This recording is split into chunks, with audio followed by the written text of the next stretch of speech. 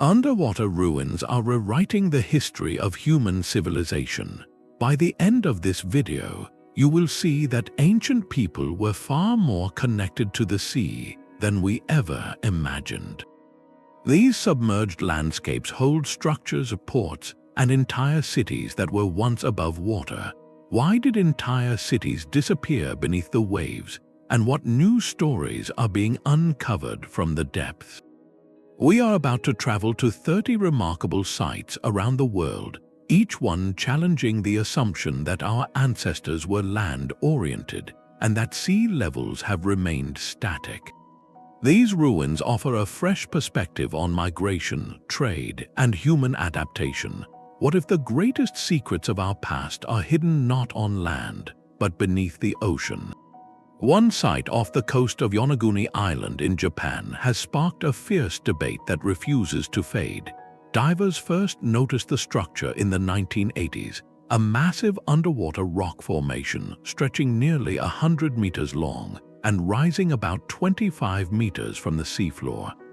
Its shape is startlingly geometric, with flat terraces, sharp right angles, and what appear to be carved steps leading upward. Some researchers argue that this is not a natural form, but a monument shaped or even fully constructed by human hands thousands of years ago. If that interpretation is correct, the Yonaguni monument would have been carved during the last ice age, when sea levels were much lower and this area stood above water.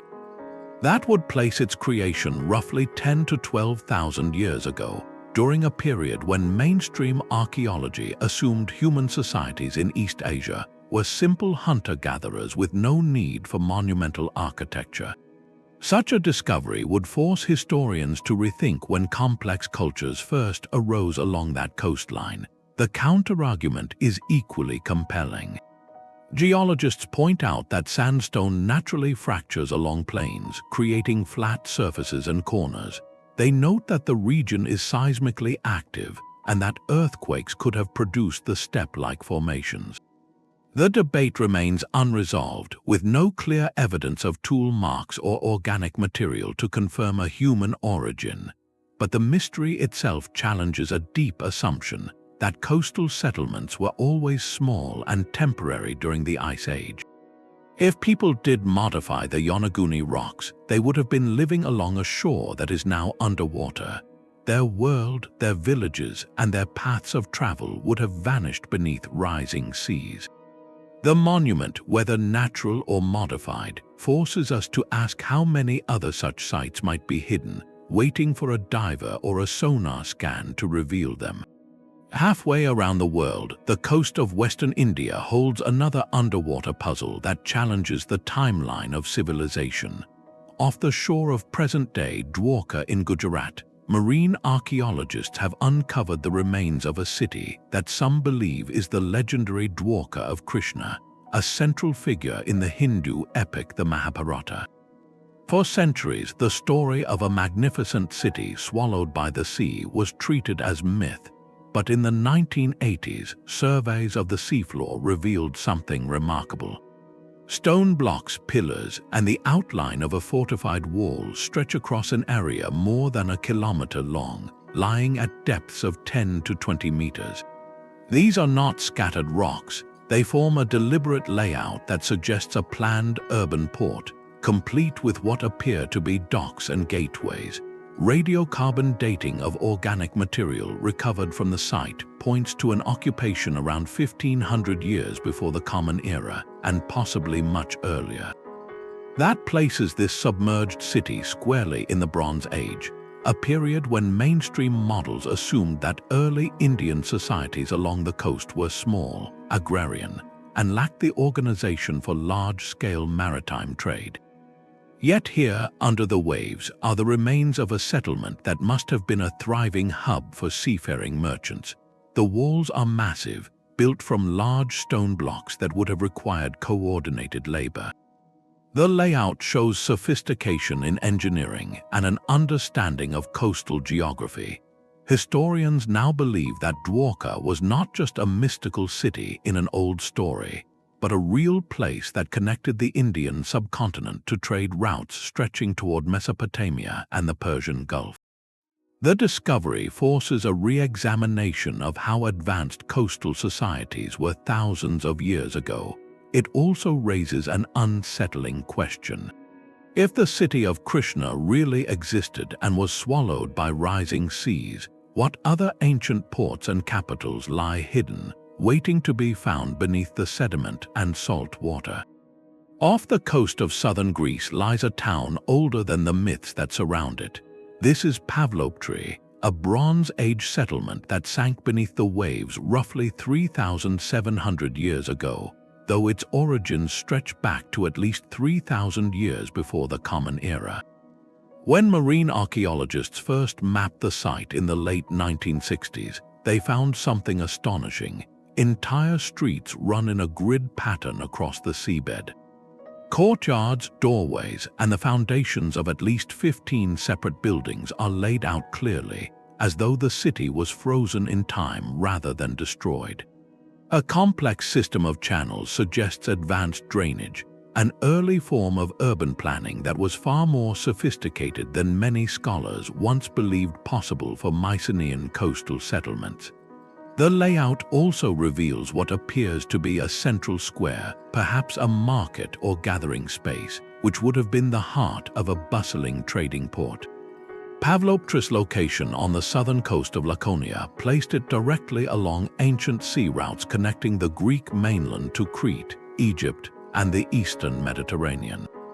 The sheer number of imported pottery fragments found scattered among the ruins confirms that this was not a small fishing village but a thriving hub of exchange.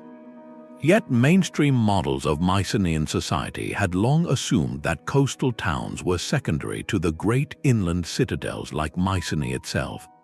Pavlopetri challenges that assumption by showing that a carefully planned urban center could flourish right on the shoreline, with streets and buildings designed to support a community that looked outward to the sea. The preservation is so remarkable that researchers have even identified areas used as places of rest for the deceased, though the remains themselves have long since dissolved in the salt water. What makes Pavlopetri especially valuable is that it was not destroyed by a sudden catastrophe. It was simply abandoned as sea levels rose slowly over centuries. This means the site offers a clear record of how a community adapted to changing coastlines until eventually the water became too much. The city was not lost in a dramatic flood or earthquake. It was gradually reclaimed by the ocean, a peaceful submersion that left the layout intact for modern eyes to study. For historians, Pavlopetri is like a time capsule that rewrites how we understand early coastal life, proving that the Mycenaeans were not just hilltop fortress builders but also skilled maritime planners. And if this one small town has survived so well, how many other Bronze Age ports lie buried under silt and sand along the coastlines of Europe, waiting for a sonar scan or a lucky diver to bring them back into the light? A few hundred miles to the south, another lost port lay hidden for over 1,000 years, its secrets preserved beneath the murky waters of the Mediterranean.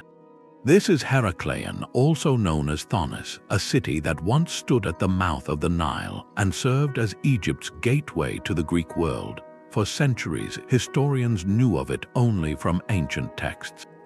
Greek writers mentioned a wealthy trading hub where merchants from Athens and Sparta exchanged silver for Egyptian grain and papyrus, but no one could find it.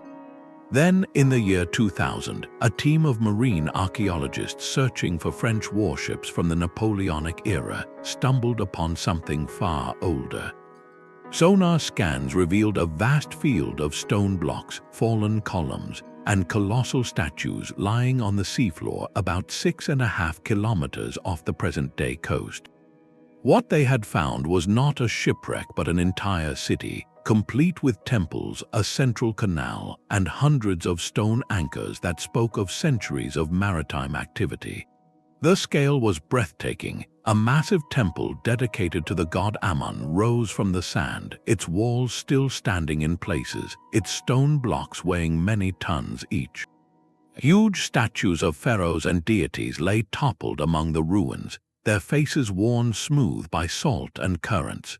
One of the most remarkable discoveries was a black granite stele, a stone slab inscribed with the same decree found on a known stele from the same period, confirming the city's identity beyond doubt.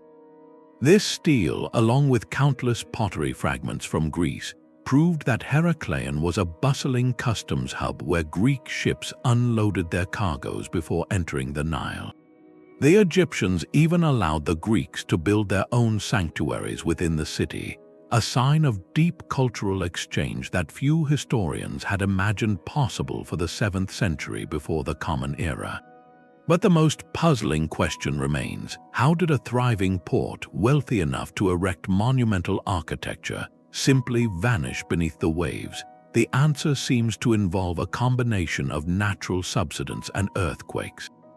The Nile Delta is built on soft sediment that compresses over time, gradually lowering the land. Meanwhile, a series of seismic events likely triggered liquefaction, where waterlogged soil turns momentarily into a fluid, causing buildings to sink or collapse. Add to that a slow rise in sea level over centuries, and the city became increasingly vulnerable. It was not a single catastrophe that destroyed Heracleion, but a slow, ongoing battle with the environment. Eventually, the inhabitants abandoned it, and the sea claimed what remained.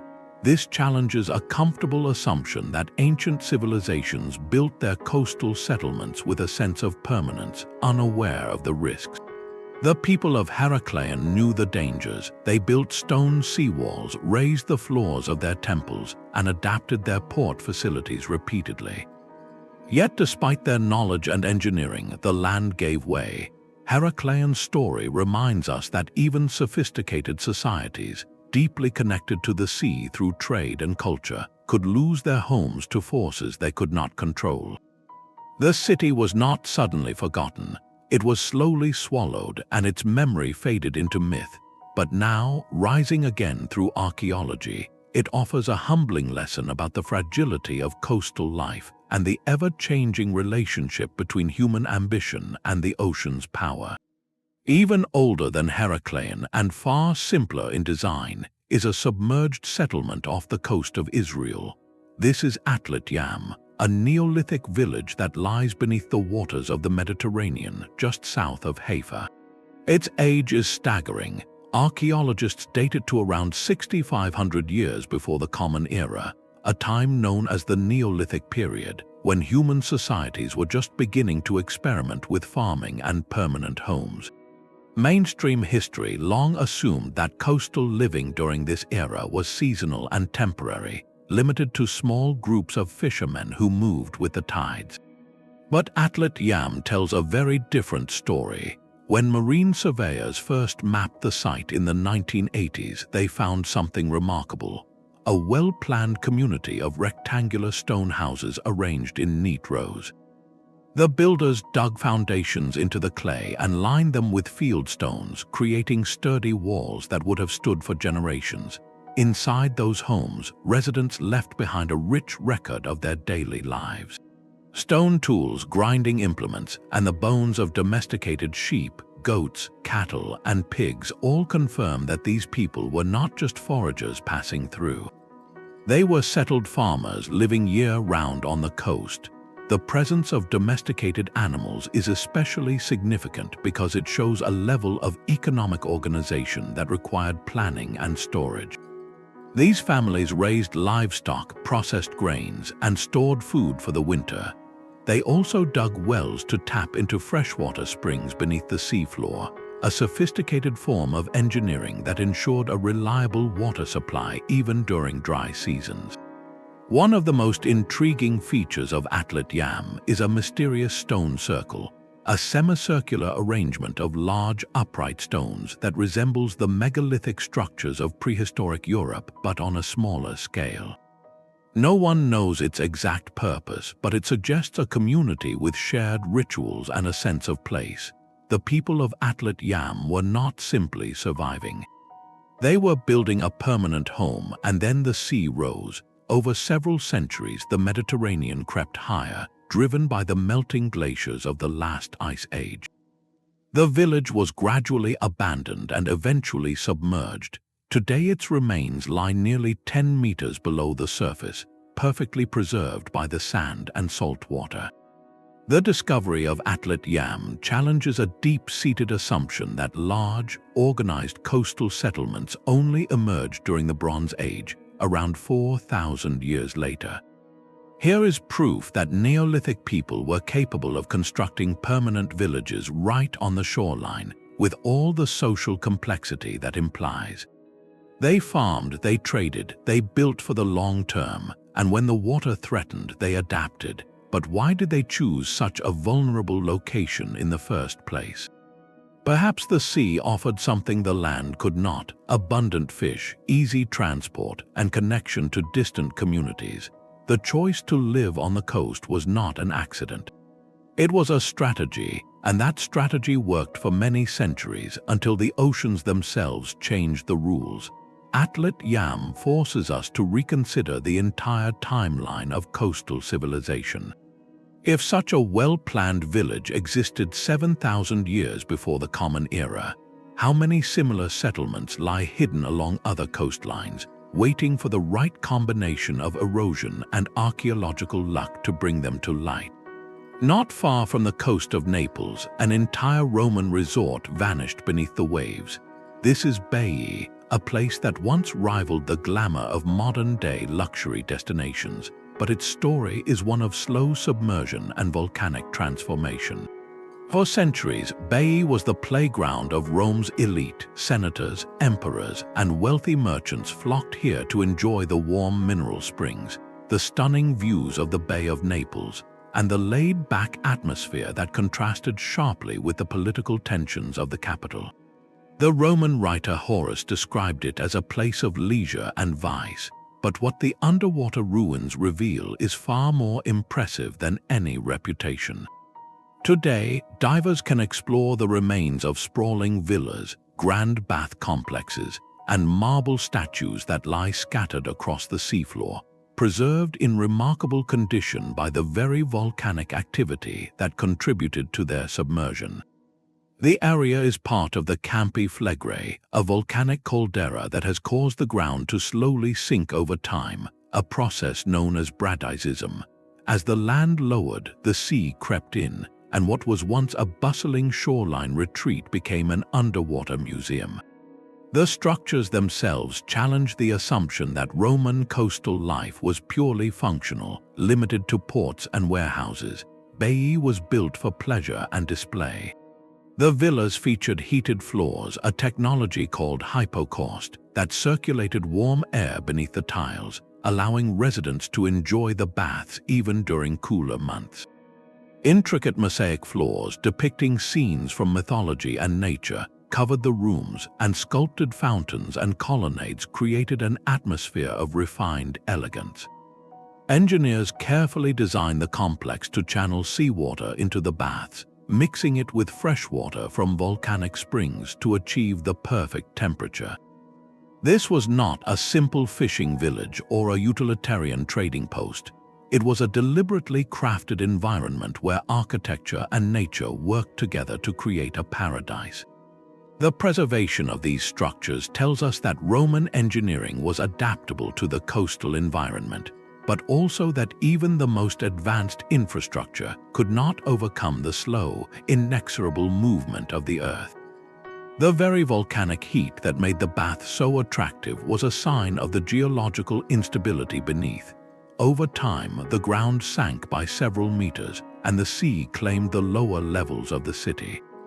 By the early medieval period, Baiae had been largely abandoned, its once magnificent buildings now submerged and forgotten.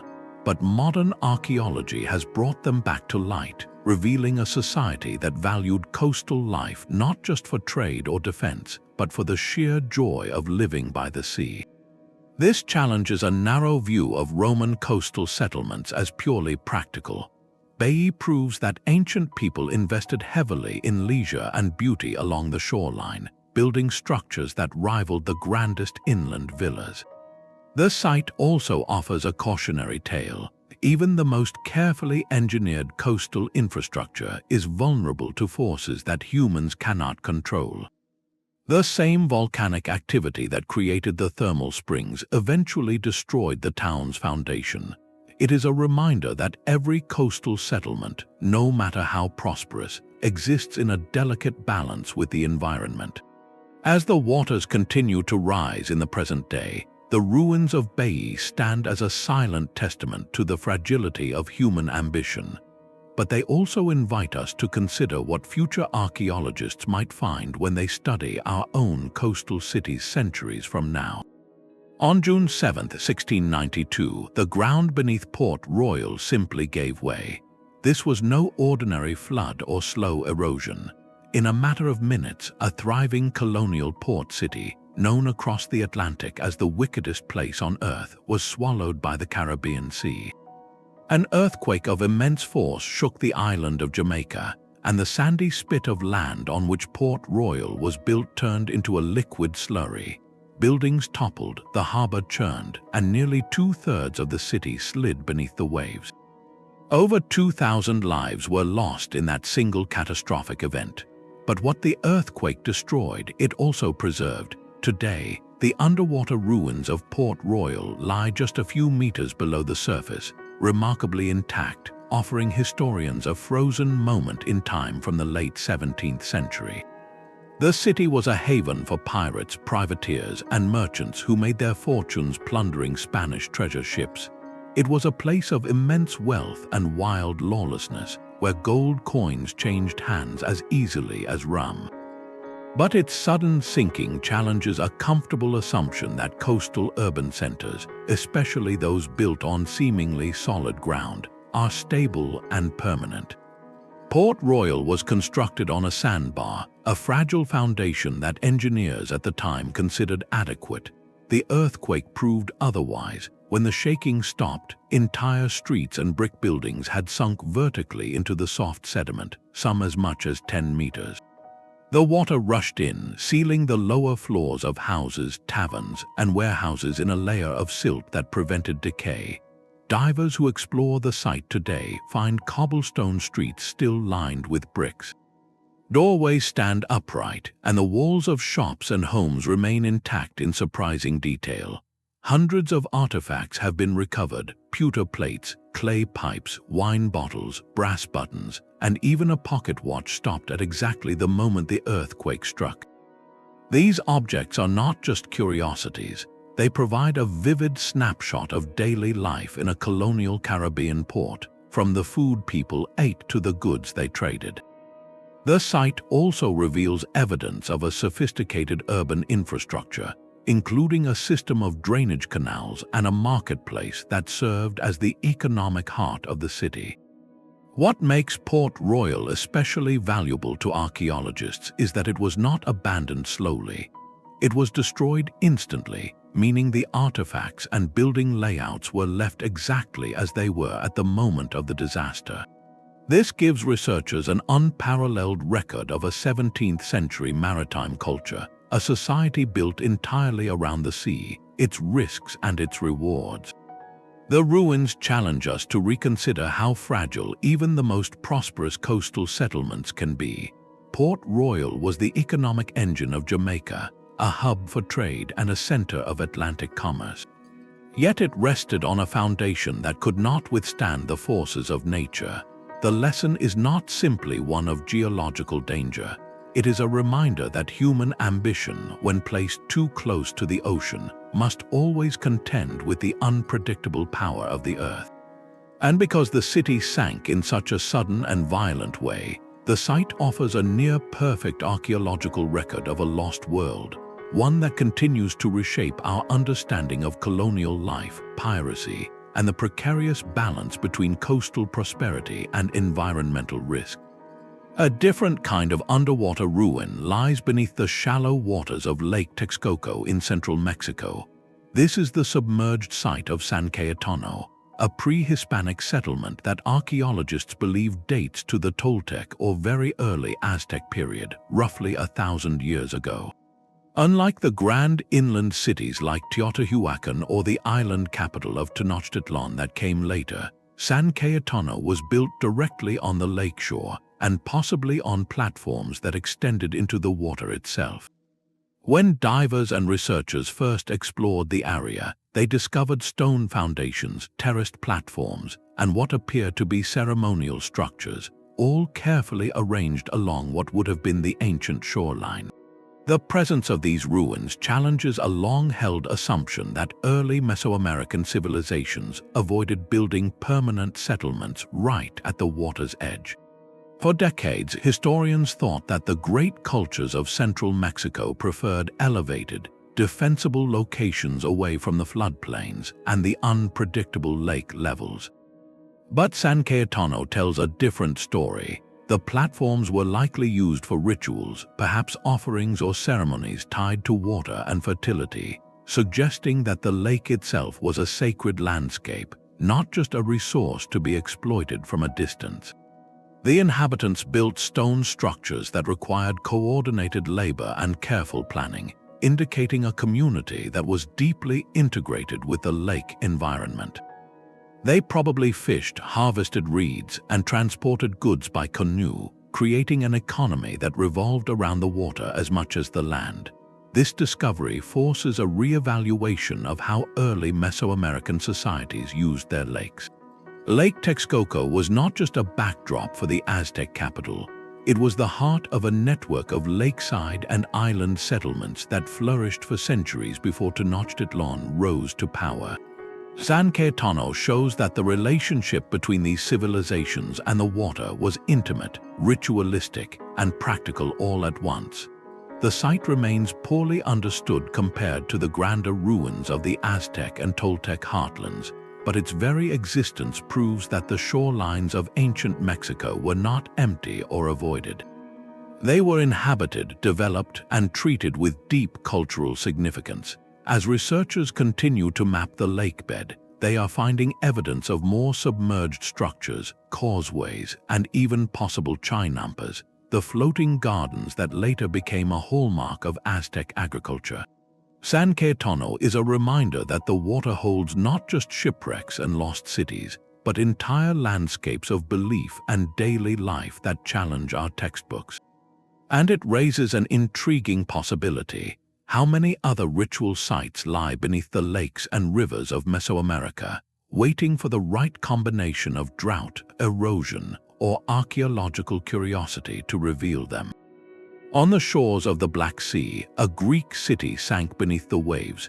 This is Phanagoria, an ancient colony founded around 500 years before the Common Era on the Taman Peninsula, a strip of land that today lies partly in Russia.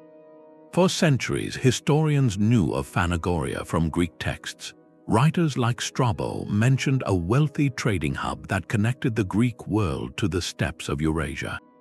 But no one knew how much of the city had been lost to the sea. Then, in the early 2000s, underwater archaeologists began systematic surveys of the coastal waters.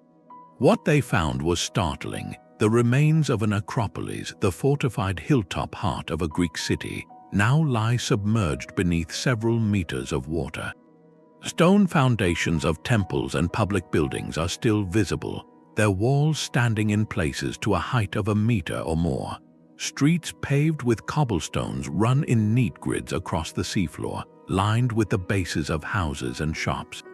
A harbor complex, complete with stone quays and slipways, extends into deeper water, suggesting that the city once had a busy port capable of handling large trading vessels. The sheer scale of the underwater ruins challenges a long-standing assumption about Greek colonization of the Black Sea region. Mainstream scholarship once held that the Greeks only established small, seasonal trading posts along this coastline, places where merchants stopped to exchange goods but never built permanent, monumental cities. Phanagoria proves otherwise. This was not a temporary outpost. It was a fully developed urban center with an acropolis, planned streets, and public architecture that required decades of labor and a stable population. The presence of imported pottery from Athens, Rhodes, and other Greek centers confirms that Phanagoria was a major node in a vast maritime network. The city produced its own wine, grain, and salted fish, exporting them to the Mediterranean while importing luxury goods and olive oil. Evidence of metalworking and glass production indicates a sophisticated local economy. But why did such a prosperous city end up underwater? The answer lies in a combination of sea level rise and tectonic activity. The Taman Peninsula sits on a seismically active zone where the Earth's crust is slowly sinking. Over the past 2,000 years, the land has dropped by several meters, while the Black Sea has risen in response to global climate changes. The city did not sink overnight in a dramatic earthquake. It was a gradual process. The inhabitants adapted for a time, building seawalls and raising the floors of their buildings. But eventually the water crept too high. The lower parts of the city were abandoned and slowly covered by sediment. Today, the submerged ruins offer a unique record of how an ancient colony responded to environmental change. They also force historians to reconsider the relationship between Greek settlers and the Black Sea coast. Far from being a fringe area of temporary camps, this region was home to cities that rivaled those of the Aegean in complexity and wealth. Phanagoria is not alone. Other submerged Greek colonies have been found along the same coastline, including the city of Hermanassa nearby. Together, they paint a picture of a dense network of coastal settlements that flourished for centuries, only to be gradually reclaimed by the water. The ruins challenge our sense of permanence. They remind us that even the most carefully built cities are at the mercy of shifting land and rising seas. And they raise a question that lingers long after the diver surfaces. If the Greeks could lose entire cities to the Black Sea, how many other ancient coastal cultures left behind similar foundations, now hidden beneath the waves, waiting for the right combination of science and curiosity to bring them back into the light? Off the coast of Egypt, the legendary city of Alexandria hides a submerged royal quarter. For centuries, the city founded by Alexander the Great stood as a beacon of Greek learning and commerce. Its famous lighthouse, one of the 7 wonders of the ancient world, guiding ships into one of the busiest harbors of the Mediterranean. But what many history books do not mention is that large parts of ancient Alexandria now lie beneath the waves, a silent testament to how even the grandest classical capitals could fall victim to the very forces they tried to master. Marine archaeologists have spent decades mapping the seafloor just off the modern city, and what they have found is breathtaking. Massive granite columns, carved with hieroglyphics from even older Egyptian temples, rest in neat rows where they once formed the colonnades of the royal quarter. Sphinxes, their faces worn smooth by saltwater, stand guard over pavements now covered by sediment and marine life. The remains of the famous lighthouse itself, which stood over 100 meters tall on the island of Pharos, have been found scattered in the harbor, toppled by a series of earthquakes that struck between the 4th and 14th centuries. Alongside these monumental ruins, dozens of shipwrecks have been discovered, their wooden hulls preserved in the protective silt, laden with amphorae and trade goods that reveal the vast network of commerce connecting Alexandria to Rome, Greece, and the East. The cause of this submersion is not a slow rise in sea level alone. Alexandria was built on a foundation of soft alluvial soil and limestone, and the region has experienced repeated seismic events over the millennia. One major earthquake in the 4th century triggered a tsunami that swept through the harbor, collapsing buildings and shifting the coastline. A second quake in the 8th century compounded the damage, and by the 10th century, the area now known as the Eastern Harbor had sunk by several meters. The royal palaces, once a sprawling complex of white marble halls and gardens overlooking the sea, were gradually engulfed. The city's inhabitants did not abandon it entirely, but the heart of Ptolemaic Alexandria, the seat of power and culture, had been lost to the water. This discovery challenges a deep-seated assumption that major classical cities were built on solid, permanent ground, and that their remains exist only on land, waiting for excavation. Alexandria proves that ancient urban centers were just as vulnerable to geological hazards as any modern coastal metropolis. The people who built the lighthouse and the library of Alexandria were masters of engineering, yet they could not prevent the earth beneath their feet from giving way. The submerged ruins force us to reconsider the relationship between classical civilization and the sea. Alexandria was not just a port city that happened to be by the water. It was a maritime state in its own right, dependent on ships for food, trade, and communication. Its vulnerability was built into its foundations, and now, as archaeologists continue to dive into those waters, they uncover not only statues and stone blocks, but a story of human ambition and natural power that resonates across the centuries. The city's royal quarter, now home to fishes and coral, stands as a reminder that no settlement is permanent, and that the ocean has always been both a gateway and a graveyard for the great coastal centers of antiquity. Not all underwater cities were lost to nature's slow advance or sudden catastrophe. Some were deliberately submerged by human hands, and one of the most striking examples lies beneath the surface of Qingdao Lake in eastern China. This is Shicheng, known in English as the Lion City, a settlement that flourished during the Ming and Qing dynasties before being intentionally flooded in 1959. For over half a century, the city sat in darkness, hidden from the world, until divers rediscovered it in the early 2000s. What they found was nothing short of extraordinary. The entire city remains largely intact, with stone walls, gateways, and broad avenues stretching across the lakebed at depths of up to 40 meters.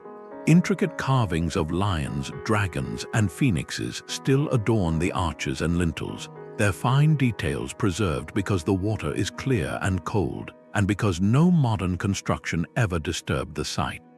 The city was not abandoned and slowly eroded by time. It was sealed beneath a reservoir created to feed a massive hydroelectric dam, part of a nationwide push for industrial development in the mid-20th century. Residents were relocated, and the valley was deliberately flooded, turning a living community into an artificial lake. Today, that same lake is a tourist destination, and the submerged city has become a world-renowned dive site. But Shicheng challenges a fundamental assumption that runs through almost all underwater ruins we have discussed so far. Every other site, from Pavlopetri to Port Royal, was lost to forces beyond human control, earthquakes, rising seas, or gradual subsidence. Shicheng was planned. Its builders did not construct it on a sinking shoreline or a flood-prone delta. They built it in an inland valley far from the coast because they believed it would stand for generations. And in a sense it has, but the choice to flood it was not a natural disaster. It was a calculated decision, weighing the value of a historic city against the need for electricity and irrigation. This forces us to think differently about how human societies relate to water. For centuries, communities have built settlements with the knowledge that water might eventually reclaim them, whether by gradual encroachment or deliberate engineering. Shicheng represents a kind of acceptance, a recognition that a place can serve one purpose for a time and then be sacrificed for another. The preservation of the city underwater, without the wear of weather or human activity, has created a time capsule far more complete than many land-based archaeological sites. The carvings are so crisp that modern stonemasons could use them as models.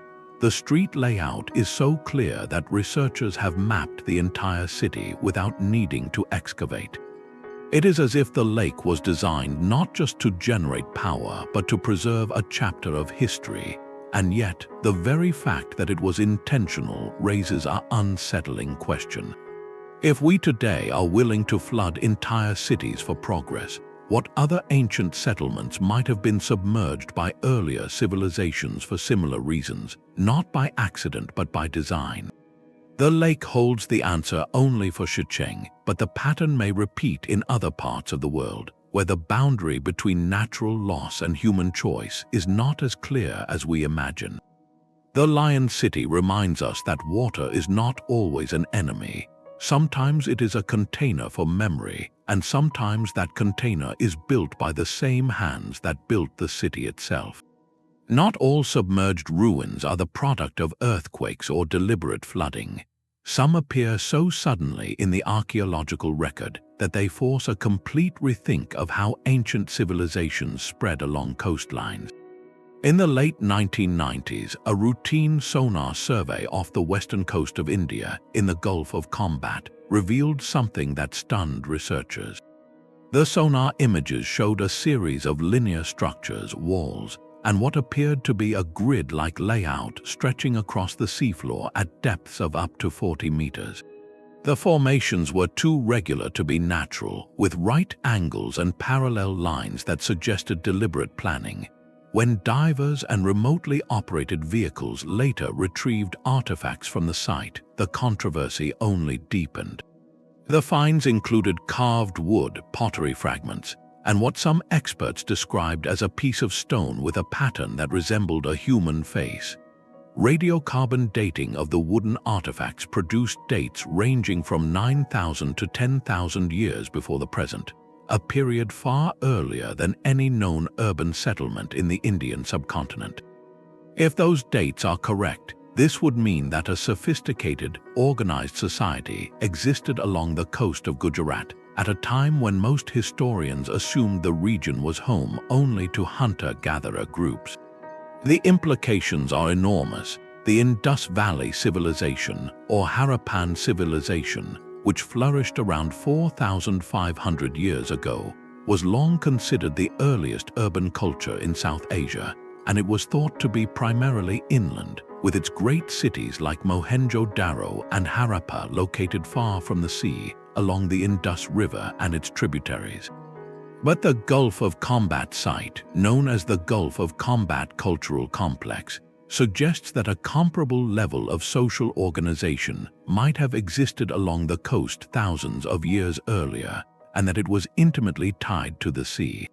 The structures appear to follow a layout similar to later Harappan towns, with wide streets, drainage channels, and organized building blocks. Some researchers have even proposed that this could be the missing link between the earliest coastal settlements and the later, fully developed Indus civilization. But the controversy remains fierce. Many mainstream archaeologists argue that the sonar images are ambiguous, that the currents and sediment deposits in the Gulf can create patterns that look artificial but are not. They point out that the artifacts recovered so far are few, and that no clear diagnostic Harappan seals or script have been found. The dating of the wood is also questioned, since wood can be reworked or deposited by natural processes. The site has not been fully excavated, and the Indian government has limited further exploration due to the challenges of working in deep, murky water. Yet even the possibility of such a site challenges a deep assumption about the Indus Valley civilization, that it was an exclusively inland phenomenon, disconnected from the sea. For decades, textbooks described the Harappans as a river-based culture with only minor coastal outposts, but the Gulf of Khambhat structures, if confirmed, would prove that the coast was not a periphery but a center. It would mean that ancient South Asians were building organized settlements along the shoreline at a time when sea levels were lower, and that they possessed the engineering skills to construct durable stone and brick foundations in a dynamic coastal environment. It also raises the question of how many other such settlements lie buried under the sediment of the Gulf, hidden from sonar scans and waiting for the right combination of technology and opportunity to reveal them. The Gulf of Khambhat site, whether it is a true Harappan-era city or a natural formation, has already accomplished something important. It has forced scholars to look seaward. The assumption that ancient urbanization was land-based and river-focused is being questioned, and the ocean is no longer seen as a barrier but as a highway. The possibility that a coastal civilization existed in India 10,000 years ago with streets and houses and trade is not just a curiosity. it is a reminder that the history of human settlement is still being written, and that the water holds chapters we have not yet learned to read. On a winter night in 373 before the Common Era, the Greek city of Helike vanished beneath the sea. Ancient writers like Pausanias and Strabo described the event in chilling detail. An earthquake shook the region, and within moments a wall of water surged over the low-lying coastline, swallowing the entire city. For centuries, the story was treated as legend, a dramatic cautionary tale about the wrath of Poseidon. No ruins were ever found on land, and scholars assumed that the city had been completely destroyed and scattered by the waves. But in the late 1980s, a team of archaeologists began searching a coastal lagoon near the Gulf of Corinth, and what they uncovered proved that the old texts were not exaggerating. Beneath several meters of sediment and brackish water, they found the remains of an entire urban center. Buildings, streets, and even a temple dedicated to the sea god Heracleion lay preserved in the silt, their walls standing in some places up to a meter high. The discovery was a shock to the archaeological world. Classical Greek cities, especially those from the 4th century before the Common Era, were assumed to be lost to time, their wooden structures rotted, their stone plundered for later building projects. But Helike had been sealed by the very disaster that destroyed it. The earthquake triggered a tsunami that washed a thick layer of clay and sand over the ruins, protecting them from the erosion and human activity that would have erased a typical site on land. When the lagoon formed over the following centuries, the water kept the sediment stable, and the salt content prevented organic decay. As a result, the site offers a level of preservation rarely seen for classical Greek coastal settlements. Archaeologists have uncovered not just stone foundations but also pottery, tools, and even fragments of wooden furniture, objects that normally would have rotted away long ago. The layout of the city reveals a carefully planned grid of streets, with drainage channels running beneath the pavements and a central square that likely served as a market.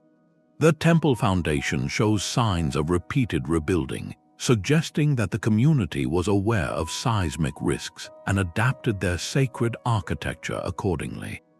This challenges a long-held assumption that classical Greek cities were primarily inland fortresses with only small, temporary harbors. Helike was a thriving port connected by sea to Corinth, Athens, and the wider Mediterranean.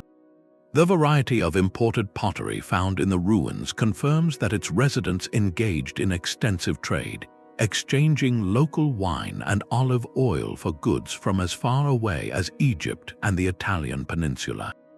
The city was not a peripheral outpost, it was a bustling hub of commerce and culture, and its sudden loss was a profound shock to the region. The discovery also forces a re-evaluation of how many such sites might lie buried beneath coastal lagoons and river deltas throughout the Mediterranean. Helike was found because historians believed the ancient accounts and persisted in searching for decades. How many other cities, mentioned only in fragments of text or hinted at in myths, are waiting for the same combination of geological luck and archaeological persistence? The lagoon that now covers Helike is a silent archive, preserving a moment of classical Greek life that would otherwise have been lost forever. And as the water slowly recedes due to modern drainage projects, more of the city is being exposed, offering a glimpse into how people lived on an earthquake-prone coast and how they responded to the ever-present threat of the sea. The story of Helike is not just about a disaster. It is about the resilience of coastal communities and the surprising ways that water, which took the city, also became its caretaker. Off the coast of Bulgaria, the Black Sea holds ruins from a culture long assumed to be landlocked. This is the submerged Thracian settlement near Rewrote, a site that challenges everything historians thought they knew about the people who once dominated the Balkans. For decades, the Thracians were described as a fierce, horse-riding warrior society, more comfortable in the rugged hills and dense forests of the interior than on the open water.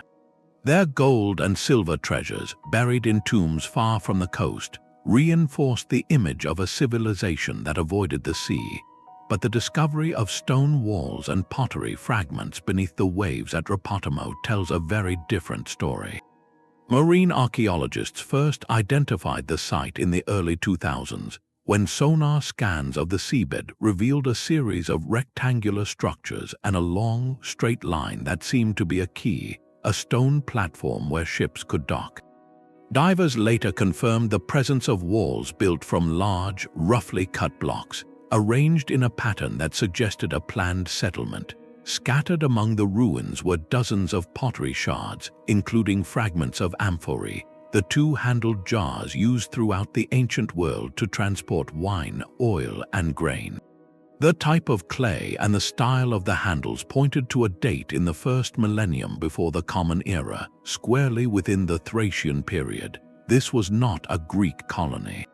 The pottery and building techniques were distinctly Thracian, with no Hellenic influence. The settlement was built by locals for locals, and it was built for the sea. The location itself is telling. Rapotamo sits at the mouth of a river that would have provided easy access inland, while the sheltered bay offered a natural harbor for small ships. The stone walls are not just foundations for houses. They include what appears to be a breakwater, a barrier designed to protect the harbor from storms and currents. That kind of engineering requires knowledge of tides, wind patterns, and the behavior of the coastline. These were not people who simply happened to live by the water. They understood it and built permanent infrastructure to use it. The potsherds are also crucial evidence. Amphorae were not used for local storage alone. They were the shipping containers of the ancient world, designed to be stacked in the holds of merchant vessels traveling long distances. Finding them in a Thracian context means that the people of Rapotamo were not just trading among themselves. They were part of a network that connected the Black Sea coast to the Aegean, the Mediterranean, and beyond. They imported wine from Greece, olive oil from the islands, and perhaps even goods from Egypt and the Levant. In exchange, they exported timber, grain, slaves, and the famous Thracian honey. The presence of such trade challenges the assumption that the Thracians were a purely inland culture, isolated from the maritime currents that shaped the classical world.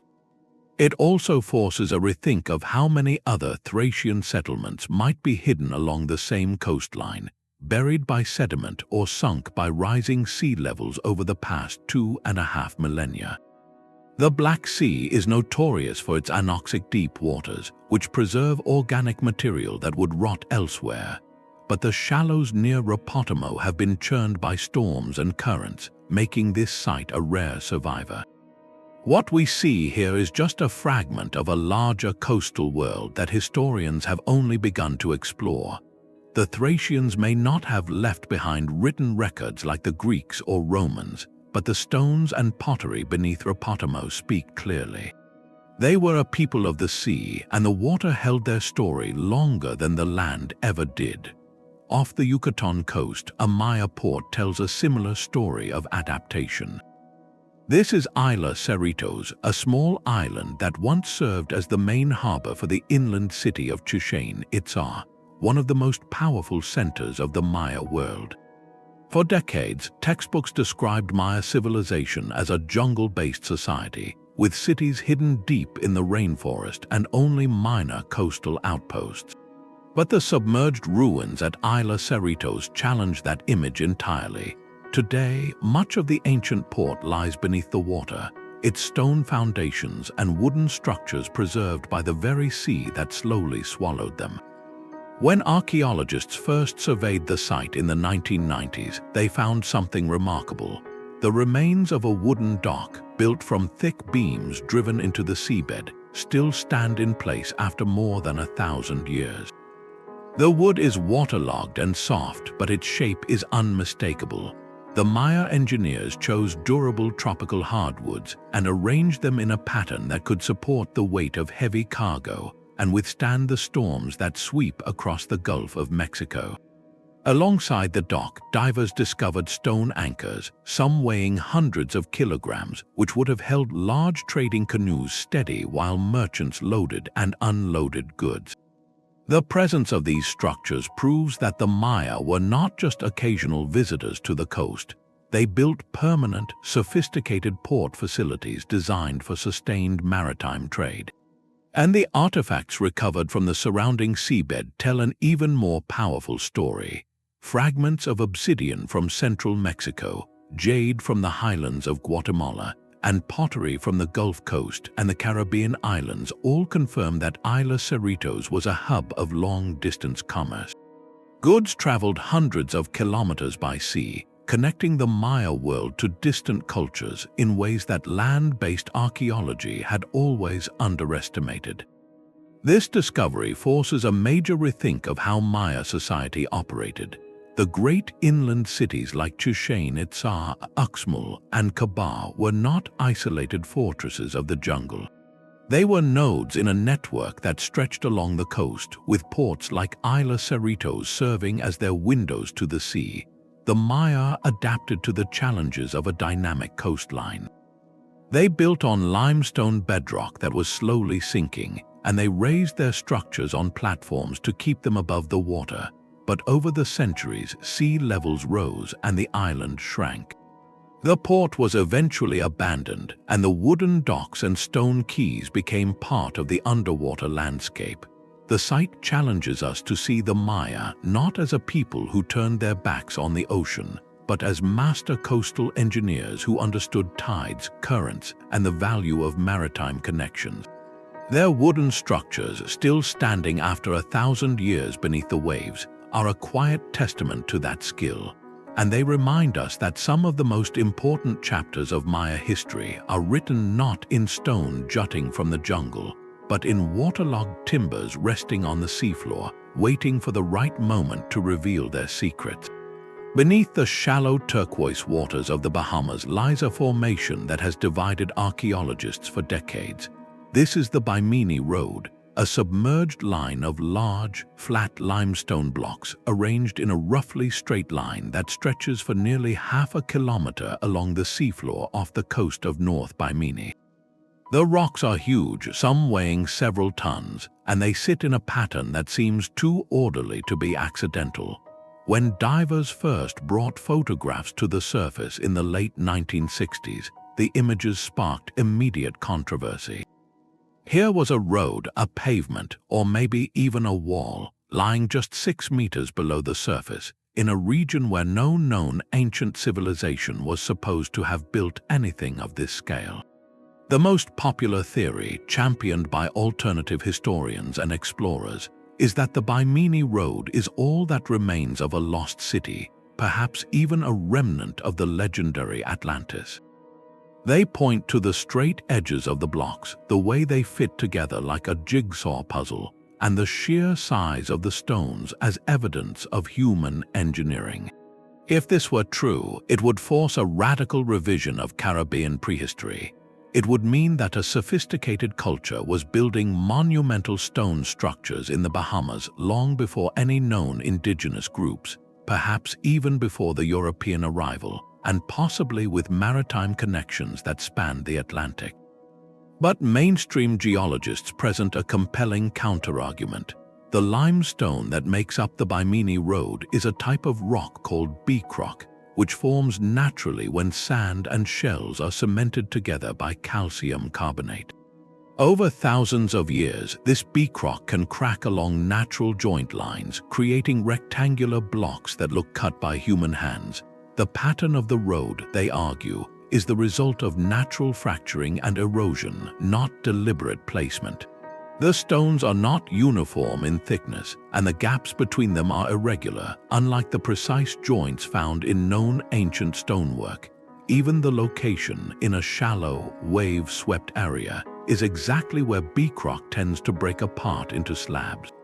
The debate has raged for decades, with no definitive proof on either side.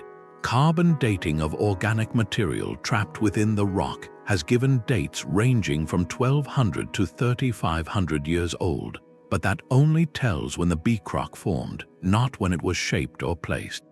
No tools, pottery, or other artifacts have been found in direct association with the road, which would be expected if humans had built or used it. Yet the possibility remains tantalizing that the Bimini Road could be a man-made structure, specifically a seawall or a pier designed to protect a coastal settlement from storms or to provide a landing place for boats. In the Caribbean, where hurricanes are a constant threat and where the sea level has risen by a meter or more over the past 2,000 years, any ancient coastal community would have needed such protection. The very shape of the road, a long, straight line parallel to the shore, resembles the breakwaters found at other ancient ports around the world.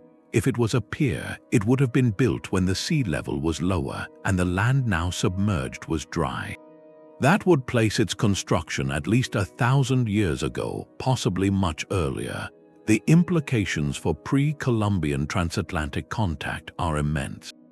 The Bahamas lie far from the mainland, and the construction of a massive stone pier would imply a level of organization and maritime skill that challenges the standard narrative of isolated island populations. It would also open the door to the possibility that seafarers from other continents, perhaps from South America or even across the Atlantic, visited or settled the region before Columbus. The Bimini Road, whether natural or artificial, has become a symbol of how much we still do not know about the coastal past. It forces us to ask, if a simple line of rocks can spark such fierce debate, what else lies hidden beneath the warm, shallow waters of the Caribbean, waiting for a careful eye and an open mind? In the waters off the coast of Naboul, Tunisia, a Roman city called Neapolis has emerged from the sand. Discovered in the early 2017 by a team of marine geologists using advanced sonar imaging, the site lies just a few hundred meters from the modern shoreline, submerged beneath 5 to 6 meters of water. What they found was not a single ruin or a scattered collection of columns, but an entire urban landscape with streets, monuments, and unmistakable signs of heavy industry.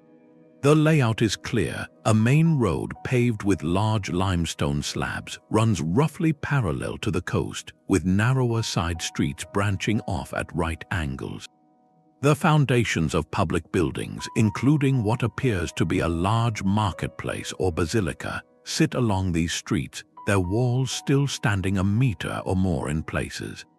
But the most remarkable discovery is the industrial quarter.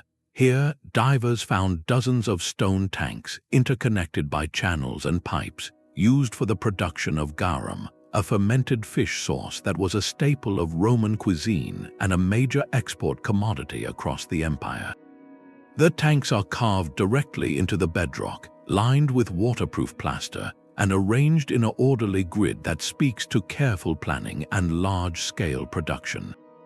Next to them, piles of fish bones and pottery fragments confirm that this was not a small, local operation, but a factory capable of supplying garum to markets as far away as Rome and Gaul.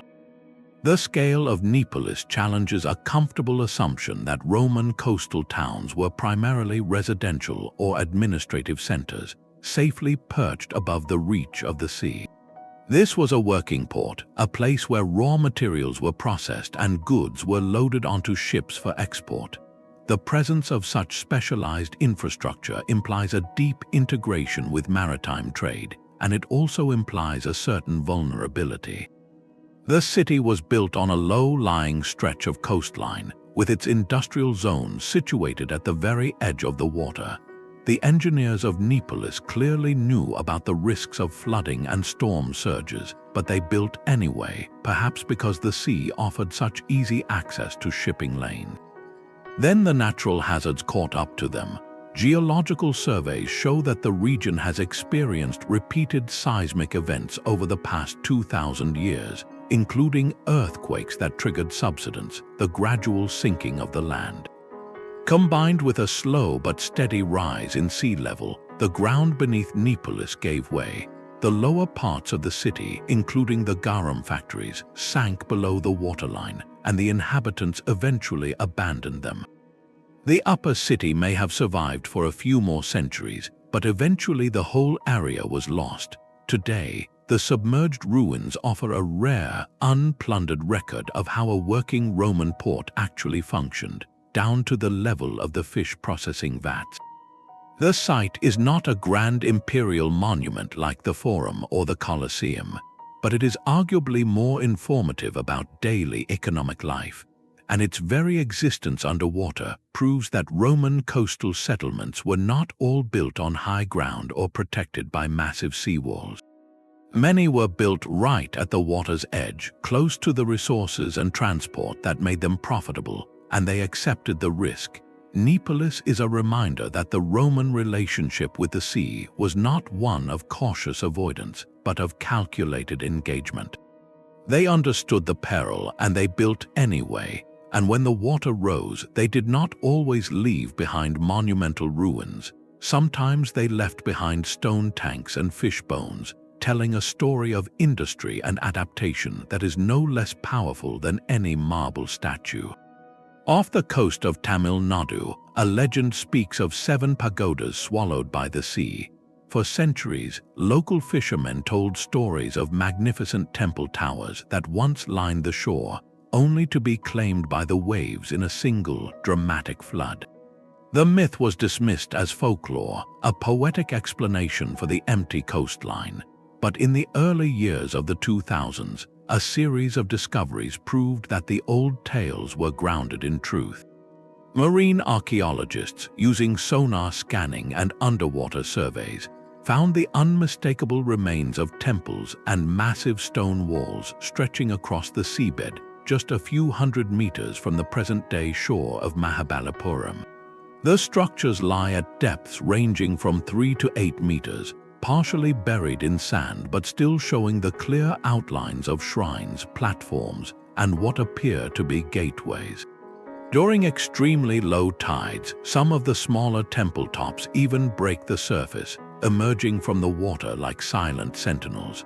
These ruins belong to the Pallava dynasty, a powerful kingdom that ruled much of southern India between the 6th and 9th centuries of the Common Era.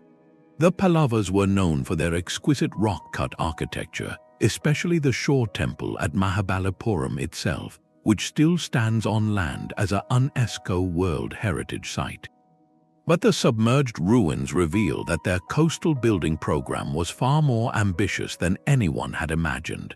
The stonework beneath the waves shows the same distinctive style, with carved niches, pilasters, and lotus motifs that match the Pallava temples on land.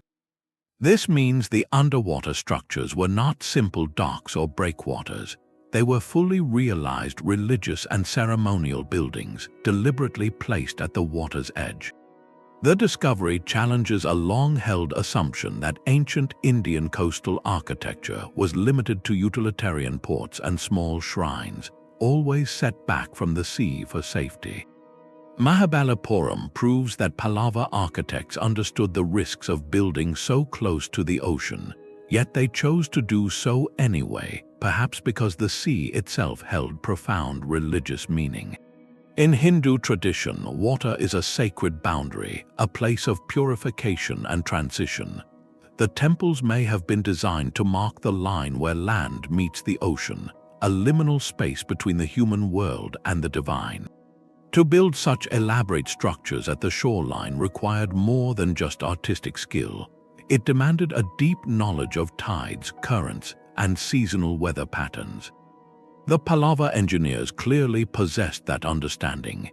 They set their temples on foundations that could withstand the pounding surf, and they oriented them to face specific directions, likely for ritual purposes calibrated to the rising sun over the sea. Then the water rose. Over the centuries, sea levels crept higher by at least a meter, and the soft sedimentary coast began to erode and subside. The temples closest to the water were gradually engulfed, their stone walls hidden beneath sand and salt. But they did not vanish completely. Sonar images now show a whole complex of connected structures, including a large rectangular enclosure that may have been a tank for ritual bathing, and a long wall that likely served as a ceremonial causeway. The 7 pagodas of legend were not a single line of towers. They were likely a series of temples, gateways, and processional ways that formed a grand coastal complex, a sacred landscape that stretched from the land into the sea. And the fact that they are now underwater does not mean they were poorly built. It means the environment changed, and the sea, which the Pallavas revered, eventually reclaimed what they had built in its honor. The ruins at Mahabalipuram challenge us to see ancient Indian coastal society not as landlocked or inward-looking, but as deeply connected to the ocean, both practically and spiritually.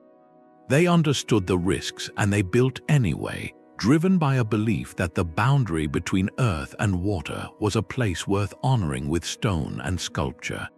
Those stones remain, resting beneath the waves, waiting for the tide to pull back and reveal their story once more. Off the coast of Sicily, a Roman city called Tyndaris sank into the sea. This was not a slow, gentle submersion like some of the sites we have explored. It was a sudden, catastrophic sinking triggered by a massive landslide. For centuries, the ruins lay hidden beneath the waters of the Tyrrhenian Sea, until a team of Italian marine archaeologists began surveying the seabed in the 1990s. What they found was startling: the remains of an entire urban center, complete with marble columns, intricate mosaic floors, and the outline of a grand theater, all lying at depths of up to 6 meters. The columns are the most striking feature. They stand upright, still arranged in rows where they once supported the porticos of a public square. Some have toppled, but others remain perfectly vertical, their fluted surfaces covered with marine growth but otherwise intact. Nearby, the mosaic floors are remarkably preserved. Thousands of tiny colored tiles depicting geometric patterns and scenes from nature still lie in place, held together by a layer of compacted sediment. This level of preservation is almost never seen in Roman coastal settlements that were gradually abandoned or looted over the centuries, but Tyndaris was not abandoned. It was suddenly buried by the movement of the earth itself. Geologists now believe that the city was built on a stretch of coastline that was geologically unstable, underlain by layers of soft clay and loose sediment. A combination of heavy rainfall, seismic activity, and the constant erosion of the sea caused a section of the cliff to collapse, sliding into the water and taking the Roman district with it. The rest of the city survived on the high ground inland, but the lower coastal quarter was lost in a matter of hours. The discovery challenges a deeply held assumption about coastal stability in the Roman world. For decades, historians assumed that Roman engineers were skilled enough to choose stable foundations for their iconic structures, that they would never build directly on shifting ground. Yet Tyndaris proves otherwise. The Romans knew the risks, but they built anyway, driven by the same forces that motivate coastal communities today. The location offered a natural harbor, easy access to trade routes, and a stunning view of the sea. Those advantages outweighed the geological danger, at least for a time. The submerged ruins also offer a rare window into Roman urban planning at the micro level. Because the collapse was sudden, the mosaic floors and columns were left in their original positions, not scattered by human activity or erosion. Archaeologists can study how the city was organized, where the public square was, how the porticos connected buildings, and what kinds of daily activities took place in that part of town. The mosaic tiles alone reveal a great deal about the artistic tastes and economic reach of Tyndaris. They include imported stone from North Africa and Greece, materials that traveled long distances by ship, proving that this small coastal town was part of a vast commercial network.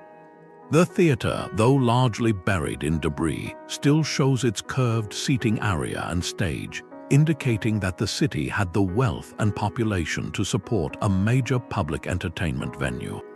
Tyndaris challenges the idea that only the great imperial ports like Ostia or Naples built monumental architecture along the Italian coast.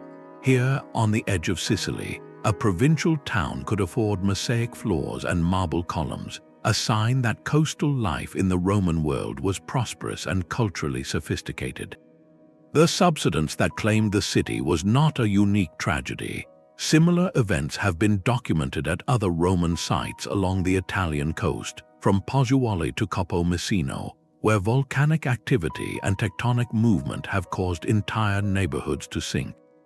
But Tyndaris is special because of the quality of its preservation. The salt water and sediment have protected the mosaics and columns from the wear that would have destroyed them on land. Now, as divers and researchers continue to map the site, they are discovering more evidence of the city's final moments. Pottery jars still stacked at the edge of the portico suggest that people were preparing to load goods onto ships when the ground gave way. Coins scattered near the mosaic floors hint at a bustling market that was interrupted mid-transaction. These details humanize the disaster, reminding us that the people of Tyndaris were not simply figures in a history book. They were real individuals who lived, worked, and died in a place they believed would stand forever. And the fact that their city now lies beneath the waves forces us to reconsider how fragile even the most carefully built coastal settlements can be. The ocean does not discriminate between a great imperial power and a provincial town.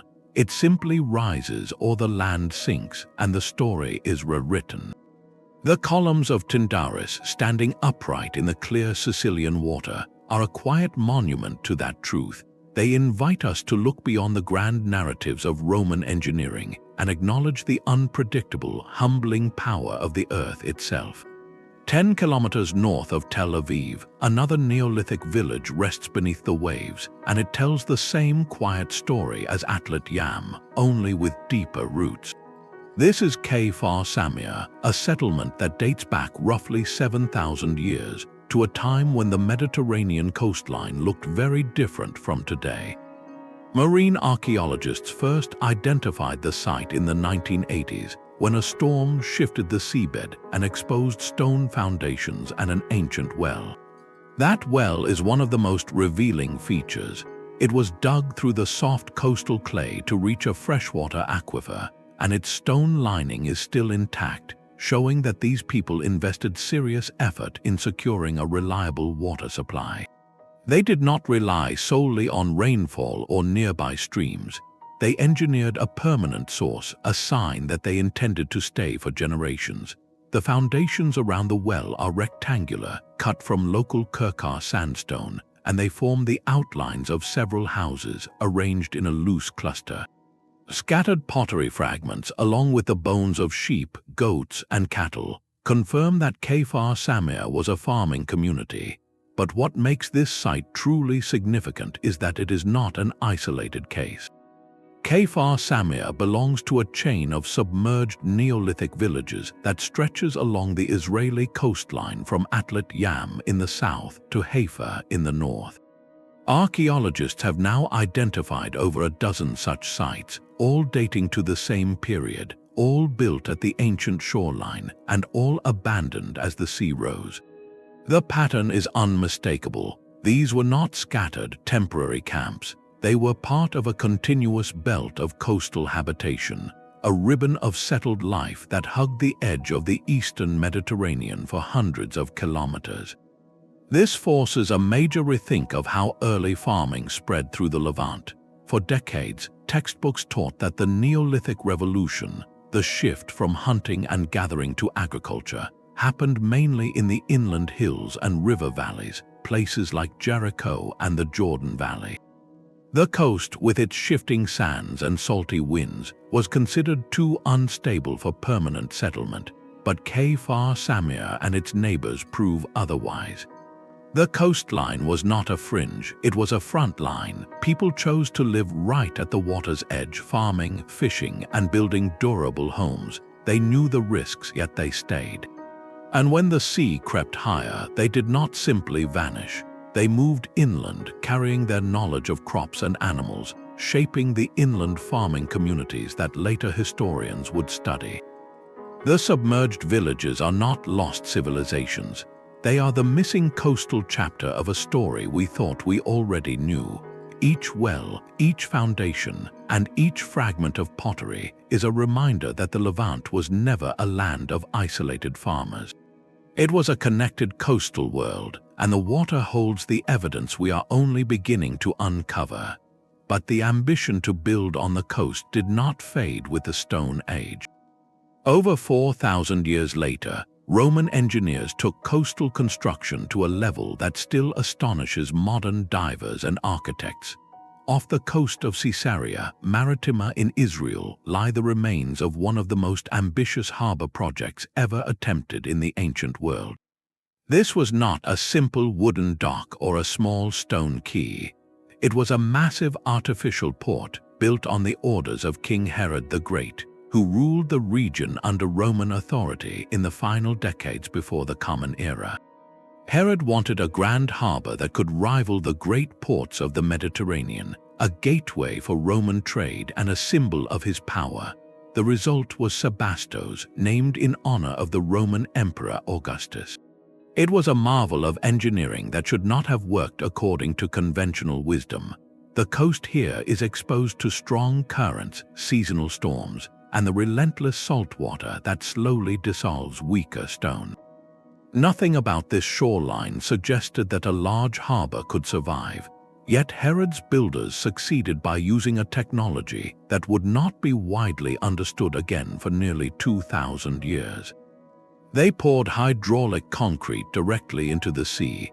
They mixed volcanic ash from the Bay of Naples, known as pozzolana, with lime and rubble, creating a substance that actually hardened and strengthened underwater. This was not guesswork. The engineers understood that certain volcanic materials could set and cure in contact with seawater, forming a solid mass that resisted erosion far better than ordinary mortar. They built massive breakwaters, some over 50 meters wide at their base, by constructing wooden forms and filling them with this concrete. Divers today can still see the outlines of those breakwaters, now partially submerged and covered with marine growth, but still standing after 2 millennia. The scale is breathtaking. The harbor basin covered an area of roughly 20 hectares, an enormous sheltered space capable of holding dozens of the largest merchant ships of the Roman era. Stone blocks weighing many tons line the edges, some of them quarried from distant sites and transported by ship. The docks were paved with large slabs, and warehouses lined the waterfront, storing grain, wine, and goods from across the empire. But the most surprising detail is that the harbor was built on a foundation that was already sinking. The entire region sits on a coastal plain that has been slowly subsiding for centuries, and the land has dropped by roughly 2 meters since Herod's time. The breakwaters were designed with that reality in mind. They were built massive and low, distributing the weight across the seabed rather than trying to force the ground to hold a rigid structure. The engineers clearly understood that the coastline would shift, so they built a harbor that could flex and settle without collapsing. This challenges a deeply held assumption that ancient coastal engineering was primitive, that massive submerged structures were beyond the reach of pre-industrial builders. Caesarea proves otherwise. The breakwaters of Sebastos are still there, their concrete as strong as ever, a silent testament to a level of maritime engineering that was not fully matched until the 19th century. The sinking of the harbor did not happen overnight.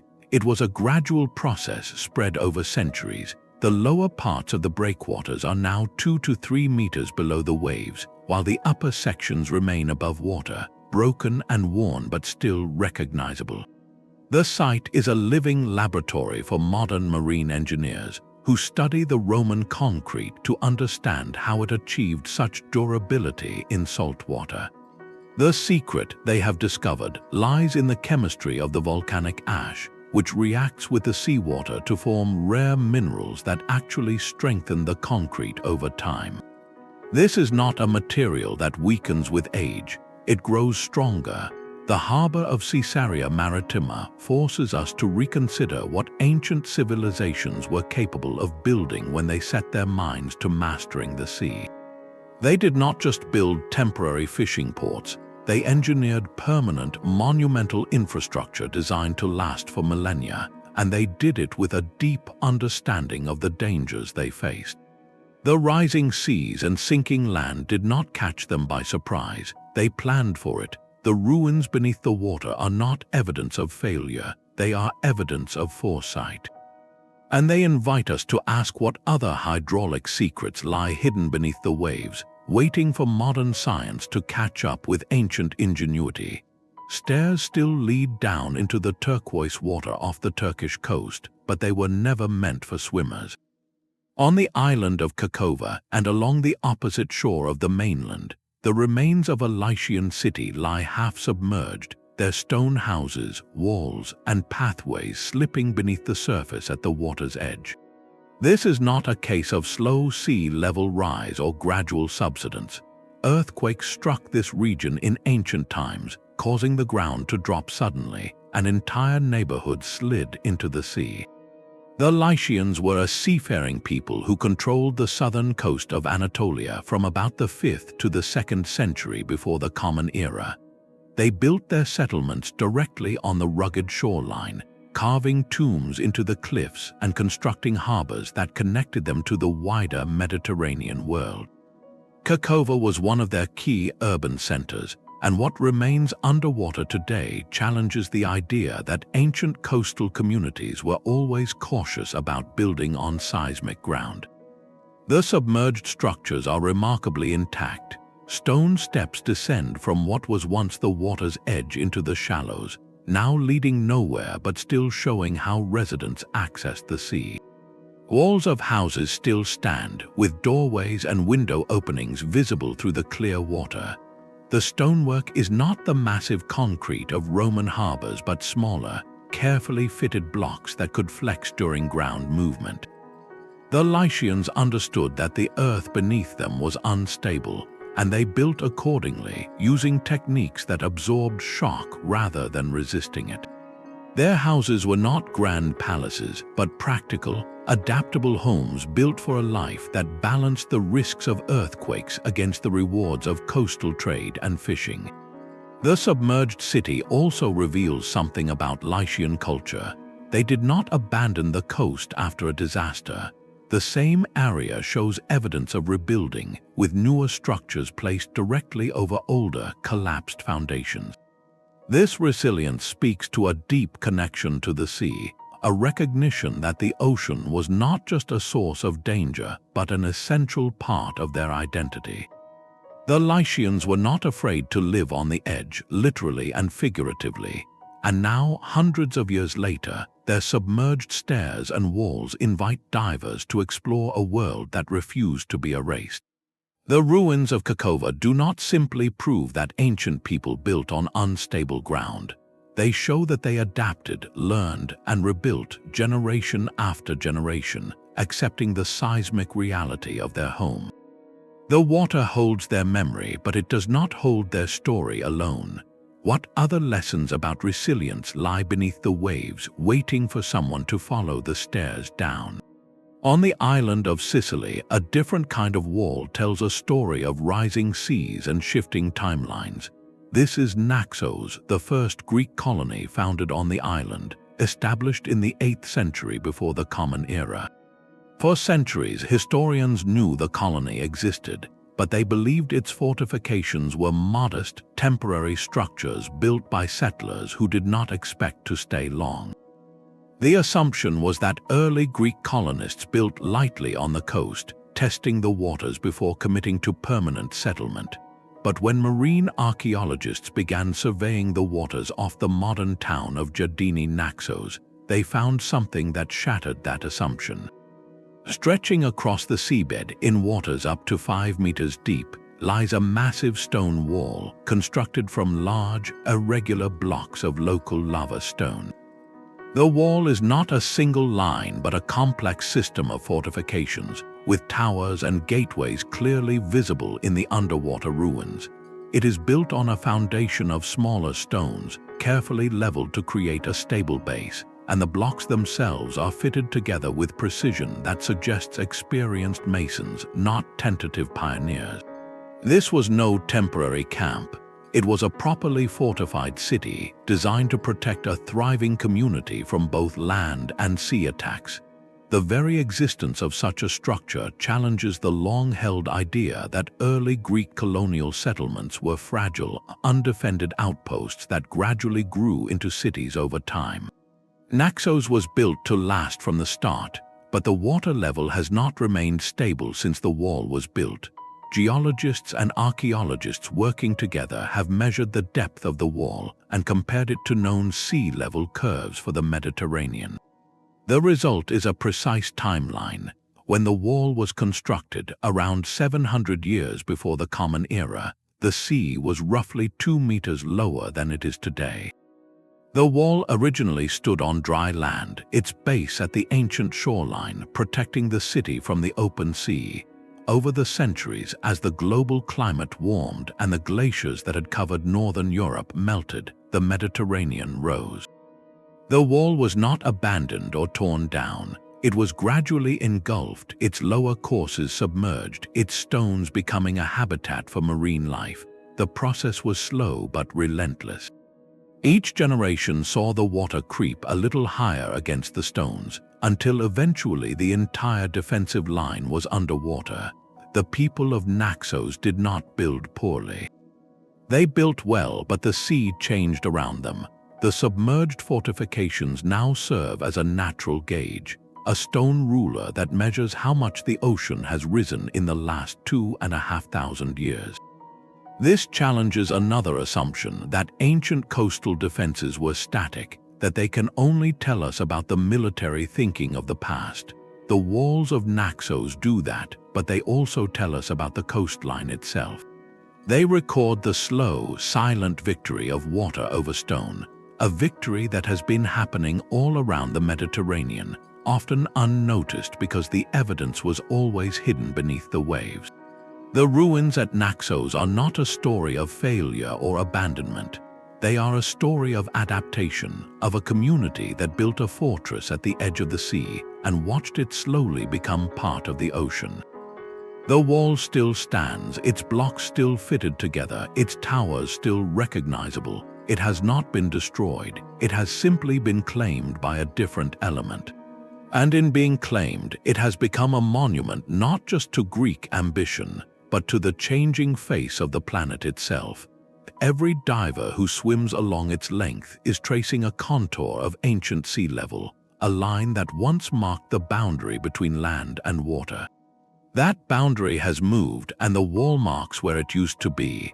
What other invisible timelines lie beneath the waves, written not in documents but in stone and the slow patience of the sea? The colony of Cosa, founded on the Italian coast in the 3rd century before the Common Era, was supposed to be a model of Roman planning. Surveyors laid out streets, temples, and a forum on the hilltop, while engineers designed a harbor below, confident that the sea would serve the city for centuries. But when archaeologists began exploring the waters off the modern town of Ancydonia, they found something that told a very different story. The port is not merely submerged. It is buried under layers of sediment that built up faster than anyone expected. What remains visible today are the stone piers, the quays, and the massive ship sheds where the Roman Navy once hauled vessels ashore for maintenance and shelter. The ship sheds are particularly impressive, long, narrow structures with stone ramps leading into the water, designed to protect war galleys from the elements. The piers extend in parallel lines, their blocks still aligned with remarkable precision, showing that the engineers understood the need for straight, deep channels where ships could dock without grounding. Yet the port did not fail because of poor design. It failed because the coastline changed. The harbor basin slowly filled with silt carried by currents and rivers, while the sea level rose by roughly 1.5 meters over the following centuries. The Romans built a breakwater, they dredged channels, they tried to manage the flow of sediment, but the forces they faced were larger than any single colony could control. The ruins of Cosa challenge the assumption that Roman harbor management was simple or static. They show a society that understood tides, currents, and the behavior of coastal sediment, a society that invested heavily in infrastructure designed to last. And they also show the limits of that knowledge. The port silted up anyway, the colony declined, and the harbor was abandoned, its piers and sheds slowly claimed by the shallow water and the accumulating sand.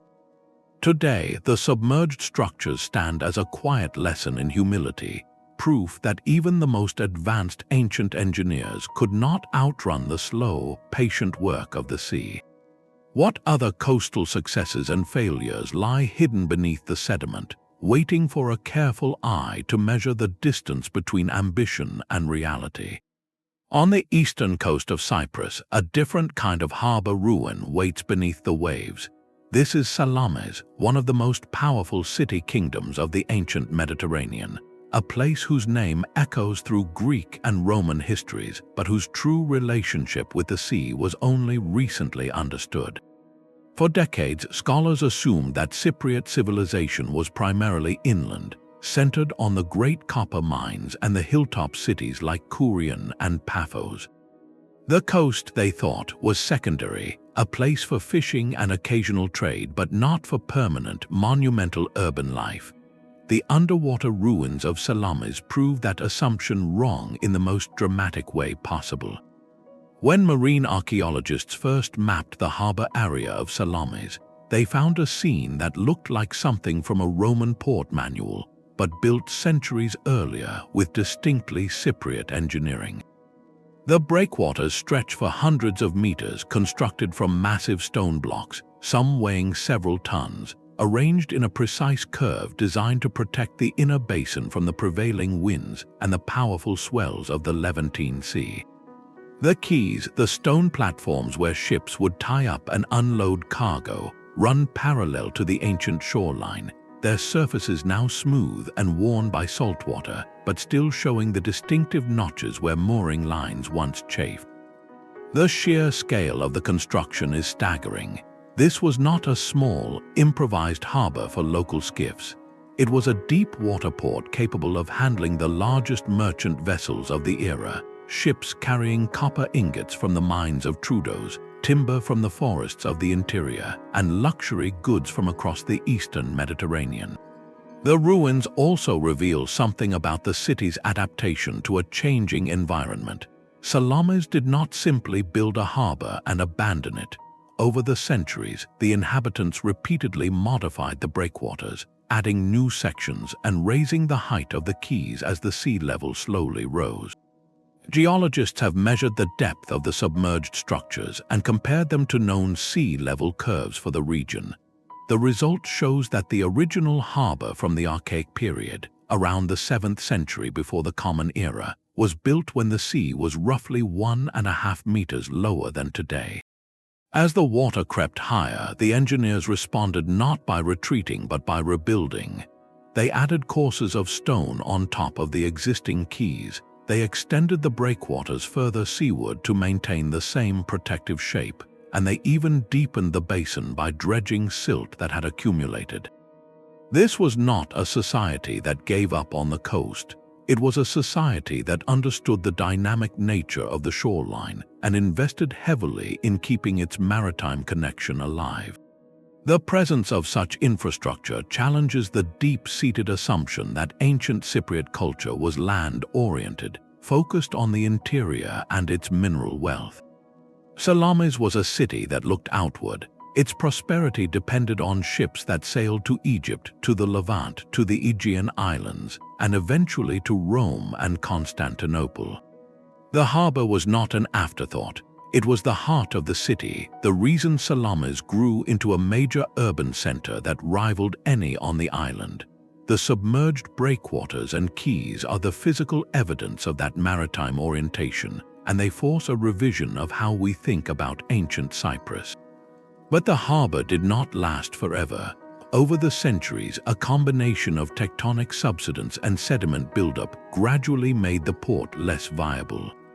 A series of earthquakes in the early first millennium of the Common Era caused the land to drop by several meters, and the breakwaters that had once stood proudly above the water became submerged obstacles. The city itself declined, partly because its harbor could no longer accommodate the large ships of the late Roman and Byzantine periods. The inhabitants moved inland, building a new capital at Famagusta, and the old harbor was abandoned to the sea. Yet the ruins were not destroyed. They were sealed by a layer of sand and marine growth, preserved in a state that allows modern researchers to study the original layout with remarkable clarity. Every stone, every notch, every repair tells a story of a people who understood that living on the coast meant constant change, and who built accordingly. What makes Salamis especially valuable is that it offers a record not just of one moment but of centuries of adaptation. The harbor was not built and forgotten. It was maintained, modified, and eventually given up only when the forces of nature became too powerful. This challenges the idea that ancient maritime cultures were static or unchanging. They observed the sea, they measured its behavior, and they made decisions based on that knowledge. The ruins beneath the water are not a monument to failure but to resilience. They show that Cypriot civilization was never afraid of the sea. They embraced it, built for it, and when the water rose, they built again. The question they leave us with is not whether they succeeded or failed, but how we, facing a similar rise in sea levels today, might learn from their patience and their persistence. On the southeastern coast of Cyprus, another ancient port tells an even older story of maritime ambition. This is Shicheng, a city that rose to prominence not under Greeks or Romans, but under the Phoenicians, a seafaring civilization from the eastern Mediterranean whose influence has often been underestimated.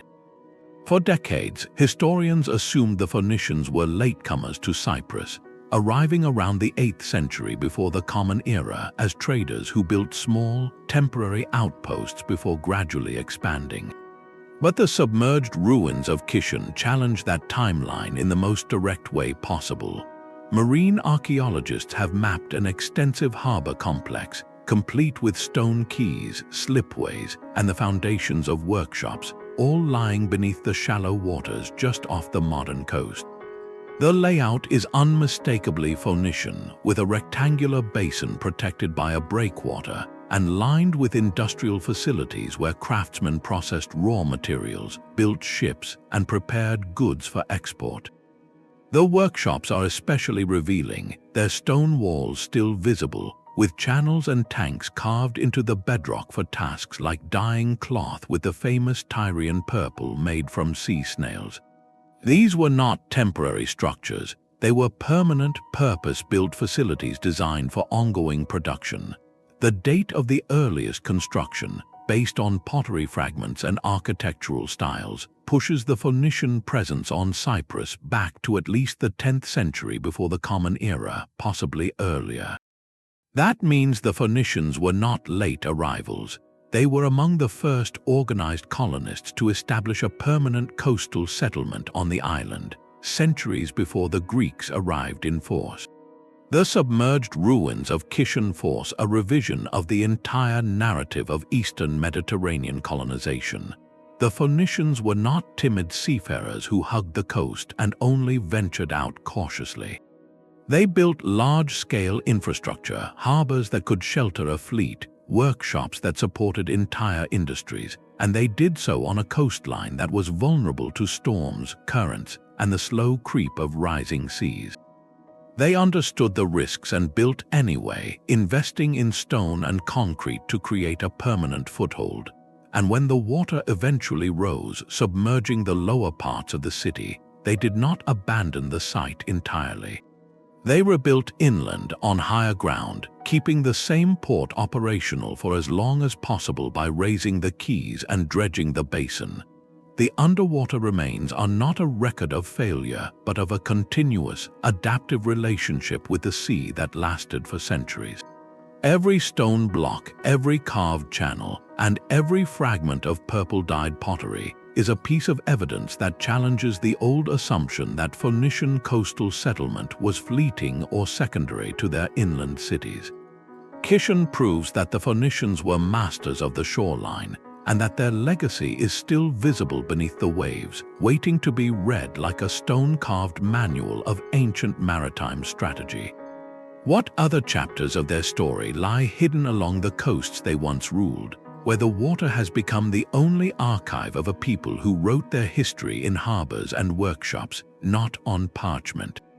On a small island off the western coast of Sicily, a different Phoenician story lies beneath the waves. This is Mosea, a settlement that was never meant to be on the mainland. Its builders chose a low-lying island, barely a kilometer long, connected to the shore only by a shallow causeway that floods at high tide. For decades, historians assumed that the Phoenicians, as pragmatic seafarers, would have avoided such a vulnerable location. They would have built their cities on high ground, safe from storms and rising seas. But Mosea proves that assumption wrong in ways that still surprise researchers today. The most striking feature of the submerged ruins is the Kfar, an artificial harbor carved directly into the limestone bedrock. This was not a simple dock. It was a rectangular basin, roughly 50 meters long and 30 meters wide, with stone quays lining its edges and a narrow channel connecting it to the open sea. The basin was carefully designed to provide sheltered mooring for ships, protected from the prevailing winds by the island itself and by a stone breakwater that is now partially submerged. The Kfar was not just a place to tie up boats, it was the economic heart of Mosea, the point where goods from across the Mediterranean arrived and were processed. Along its edges, archaeologists have found the remains of workshops and warehouses, their stone foundations still visible in the shallow water. These were not temporary structures. They were built from large, carefully fitted blocks, designed to withstand the salt air and the occasional storm surge that swept over the island. But the most revealing discovery is the presence of a textile workshop. Divers have recovered fragments of purple-dyed fabric, preserved in the anoxic mud of the harbor floor, along with vats and stone basins used for processing the dye. The dye itself came from the murex sea snail, a resource that the Phoenicians harvested along the nearby coast. The workshop was not a small-scale operation. It was an industrial facility capable of producing enough dyed cloth to supply a thriving export trade. This challenges the image of the Phoenicians as purely traders, moving goods from one place to another without adding much value. Mosea shows they were manufacturers as well, and they built permanent infrastructure to support that production right at the edge of the water. The houses of Mosea also tell a story of deliberate adaptation. The foundations are made of stone, but the walls were built from mudbrick and timber, materials that could be quickly replaced after a storm or a flood. The houses were raised slightly above the natural ground level on stone platforms, a design that would have kept the living floors dry during seasonal high tides. The streets between the houses were paved with stone and sloped gently toward the harbor, channeling rainwater away from the buildings. Every detail suggests that the inhabitants of Mosea understood the risks of their location and engineered specifically for them. They did not build on the island despite the low elevation. They built on the island because of it. The shallow waters around Mosea provided natural protection from larger ships and from land-based enemies. The island was easy to defend, and the surrounding seagrass beds and sandbars created a rich fishing ground. The Phoenicians chose this spot deliberately, and they made it work for centuries. Then the sea began to rise. Over the past 2,500 years, the Mediterranean has crept higher by roughly 1.5 meters. The lower parts of Mosea, including the Kfar and many of the workshops along the harbor, are now submerged. The causeway that once connected the island to the mainland is often invisible at high tide. The city was not destroyed by a catastrophe. It was gradually abandoned as the water made daily life more difficult, with the final inhabitants moving to the nearby mainland settlement of Marsala. But the ruins beneath the water are remarkably well preserved. The stone quays of the Kothon still stand, their edges worn smooth by centuries of wave action but still recognizable. The vats and basins of the textile workshop are intact, their plaster linings still visible in the clear water. The house platforms are still in place, their outlines tracing a grid of streets that once bustled with the sounds of commerce and daily life. Mosea challenges us to see the Phoenicians not as cautious coast huggers, but as bold, adaptive engineers who understood that the very vulnerability of an island could be turned into an advantage. They did not fear the sea, they built for it, worked with it, and when it eventually claimed their city, they left behind a record of ingenuity that we are only now learning to read. The submerged streets of Mosea are not a cemetery of failed ambition. They are a classroom, and the lesson they teach is that living on the coast has always required a willingness to adapt, to build low and strong, and to accept that the water will eventually reshape whatever we create. A few hundred kilometers west of Mosea, on the coast of modern Tunisia, another Phoenician settlement tells the same story of impermanence, but on an even grander scale. This is Utica, a city that predates the more famous Carthage by nearly 3 centuries. For generations, historians believed Utica was a stable, lasting landmark of North African colonization, a place that endured through the Punic Wars, the rise of Rome, and into the Byzantine era. But when archaeologists began exploring the lagoon that now surrounds the ancient site, they discovered that the city's relationship with the sea was far more dynamic than anyone had assumed. The harbor of Utica, once one of the busiest in the western Mediterranean, now lies beneath a shallow, marshy expanse of water, its stone quays and warehouses submerged under nearly 2 meters of sediment and salt water. The ruins are not a single collapsed structure but an entire waterfront district, complete with a network of channels, piers, and slipways that once connected the city to the open sea. The sheer scale of the submerged infrastructure challenges a deep-seated assumption that early North African coastal cities were permanent, fixed points on a stable coastline. The Phoenicians who built Utica chose the location carefully, at the mouth of a river that provided fresh water and easy access to the interior, with a natural harbor that sheltered ships from the Mediterranean storms. They invested heavily in stone construction, building massive breakwaters and quays that were designed to withstand the elements for centuries, and for a time the strategy worked. Utica grew wealthy from trade with the Phoenician homeland, with Greece, and eventually with Rome. Its harbor handled goods from across the known world, and its population swelled to tens of thousands. But the coastline was not static. Over the centuries, the river that gave Utica its life also brought sediment, slowly filling in the harbor basin. At the same time, tectonic activity in the region caused the land to shift, and the sea level rose in response to global climate changes. The harbor that had once been deep enough for the largest merchant ships gradually became too shallow. The inhabitants adapted by dredging channels and building new quays further seaward, but the battle was ultimately lost. By the end of the Roman period, the harbor had silted up completely, and the once thriving port city found itself stranded inland, cut off from the sea that had made it wealthy. The inhabitants abandoned the lower parts of the city, moving to higher ground, and the old waterfront district was slowly claimed by the encroaching lagoon. What remains today is a ghost of a harbor, its stone foundations and carved channels now resting beneath a shallow, brackish lake that is slowly being reclaimed by reeds and marsh grasses. The discovery of these submerged ruins challenges the assumption that Phoenician and Roman coastal settlements were permanent fixtures on the North African landscape. Utica was not destroyed by war or plague. It was undone by the slow, patient work of water and sediment, a process that is still happening along the coast of Tunisia today. The same river that allowed Utica to flourish eventually smothered its harbor.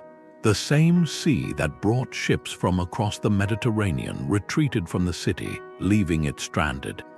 This is not a story of poor planning or failed engineering. It is a reminder that the relationship between a coastal city and the water is never a settled one. Every harbor is a temporary victory over the forces of nature, a carefully maintained equilibrium that can shift at any moment. Utica stands as a quiet monument to that truth, its submerged quays and silted channels offering a lesson in humility for any civilization that believes its coastal infrastructure will last forever. And as researchers continue to map the lagoon, they are finding evidence of even older settlements beneath the mud, structures that were swallowed by the sea long before the Phoenicians arrived, suggesting that this stretch of coastline has been a place of loss and adaptation for thousands of years. The water does not forget, and it does not stay in one place. Utica is proof that even the most prosperous coastal city must eventually reckon with the moving shoreline. On the coast of Iran, a different force claimed a different city. The ancient port of Suraf, once a bustling hub of trade connecting the Persian Gulf to China, India, and East Africa, is now partially eroded into the sea. Its story challenges the assumption that coastal settlement became more stable and predictable as societies advanced into the Islamic period. For centuries, Suraf flourished. Merchants unloaded spices, textiles, and precious stones onto stone quays lined with warehouses. The city grew wealthy enough to build grand mosques with intricately carved arches and towers, and houses of coral limestone that stood 2 or 3 stories tall, their courtyards shaded by palm trees. Today, those same structures are crumbling into the water.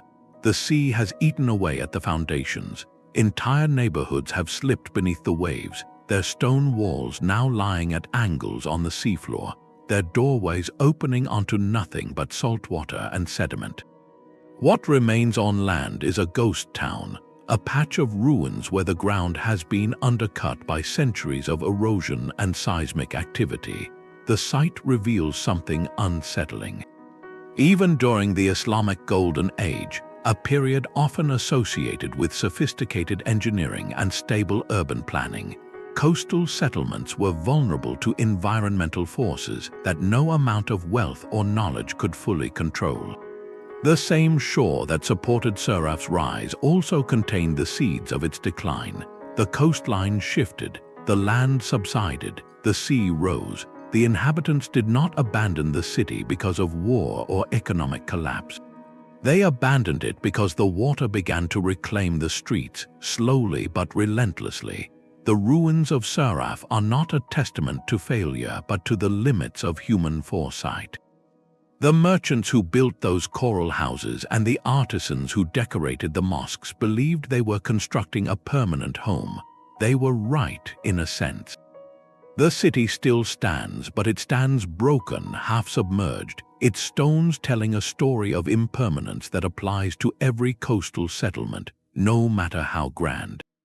And that is the quiet challenge Suraf offers. It forces us to look at our own coastal cities, not as permanent achievements, but as ongoing negotiations with a restless ocean that has always had the final word. Off the coast of southern Lebanon, the sea hides a harbor shaped by human ambition as much as nature. This is the ancient Phoenician port of Tyre, a city whose name once meant power and prosperity across the Mediterranean. For centuries, Tyre was an island stronghold, a double-walled fortress of stone that rose just off the mainland, protected by the sea on all sides. Its harbor was legendary, a protected basin where the largest ships of the ancient world could dock, unload cargoes of cedar, glass, and the precious purple dye that made Tyre famous.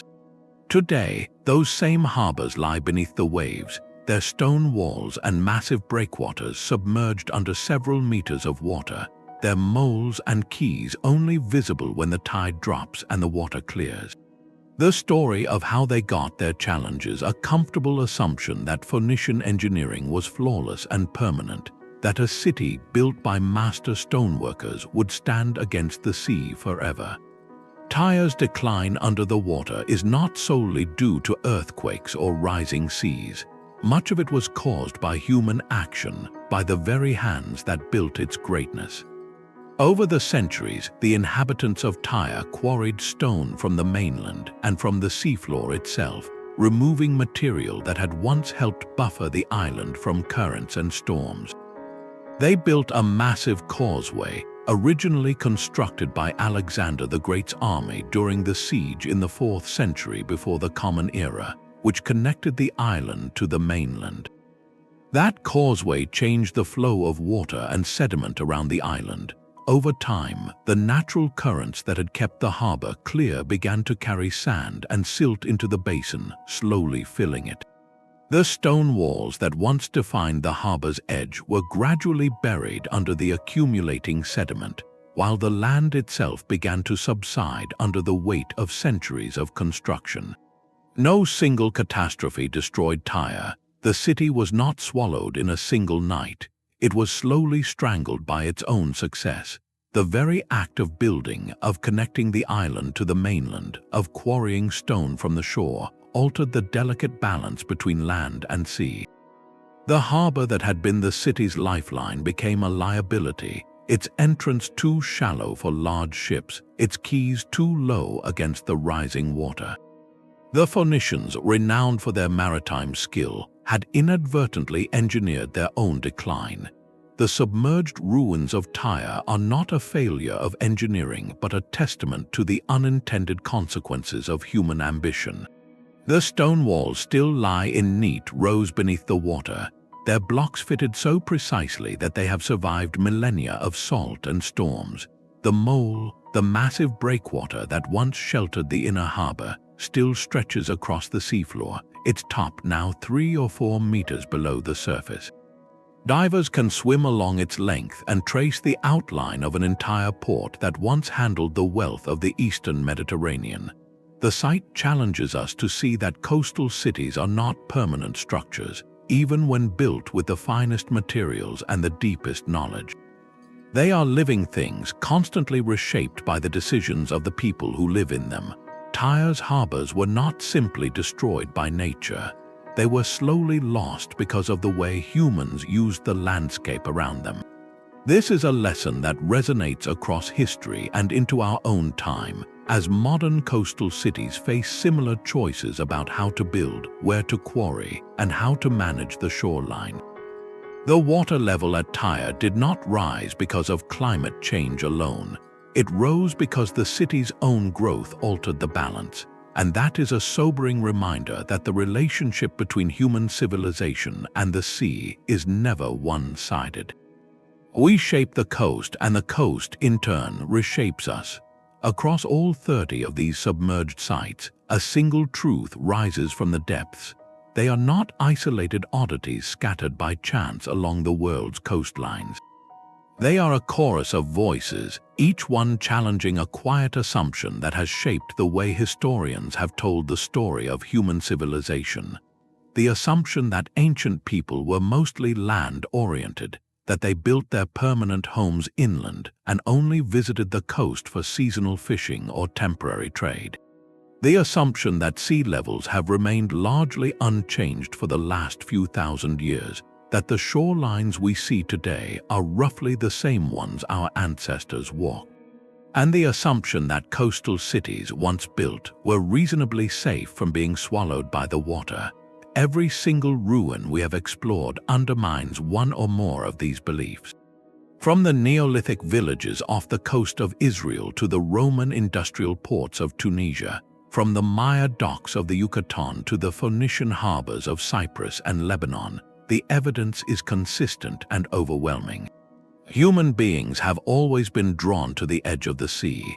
They built there not just for survival but for connection, for trade, for ritual, and sometimes simply for the beauty of living with the water at their doorstep. They did so knowing that the ocean could change. They adapted. They raised their quays, they dredged their harbors, they rebuilt on higher ground when the water crept too high. And eventually, in many cases, they lost the battle, But the loss was not always sudden or violent. Often it was a slow, patient retreat, a generation-by-generation acceptance that the sea was reclaiming what had been borrowed. Those ruins are not graveyards of failure.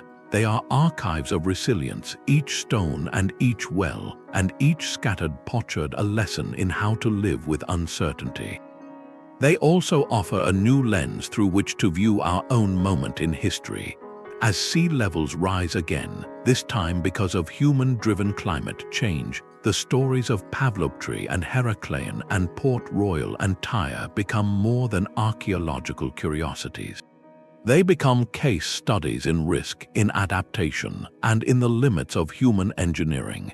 The same questions that faced the inhabitants of these submerged cities now face coastal communities around the world.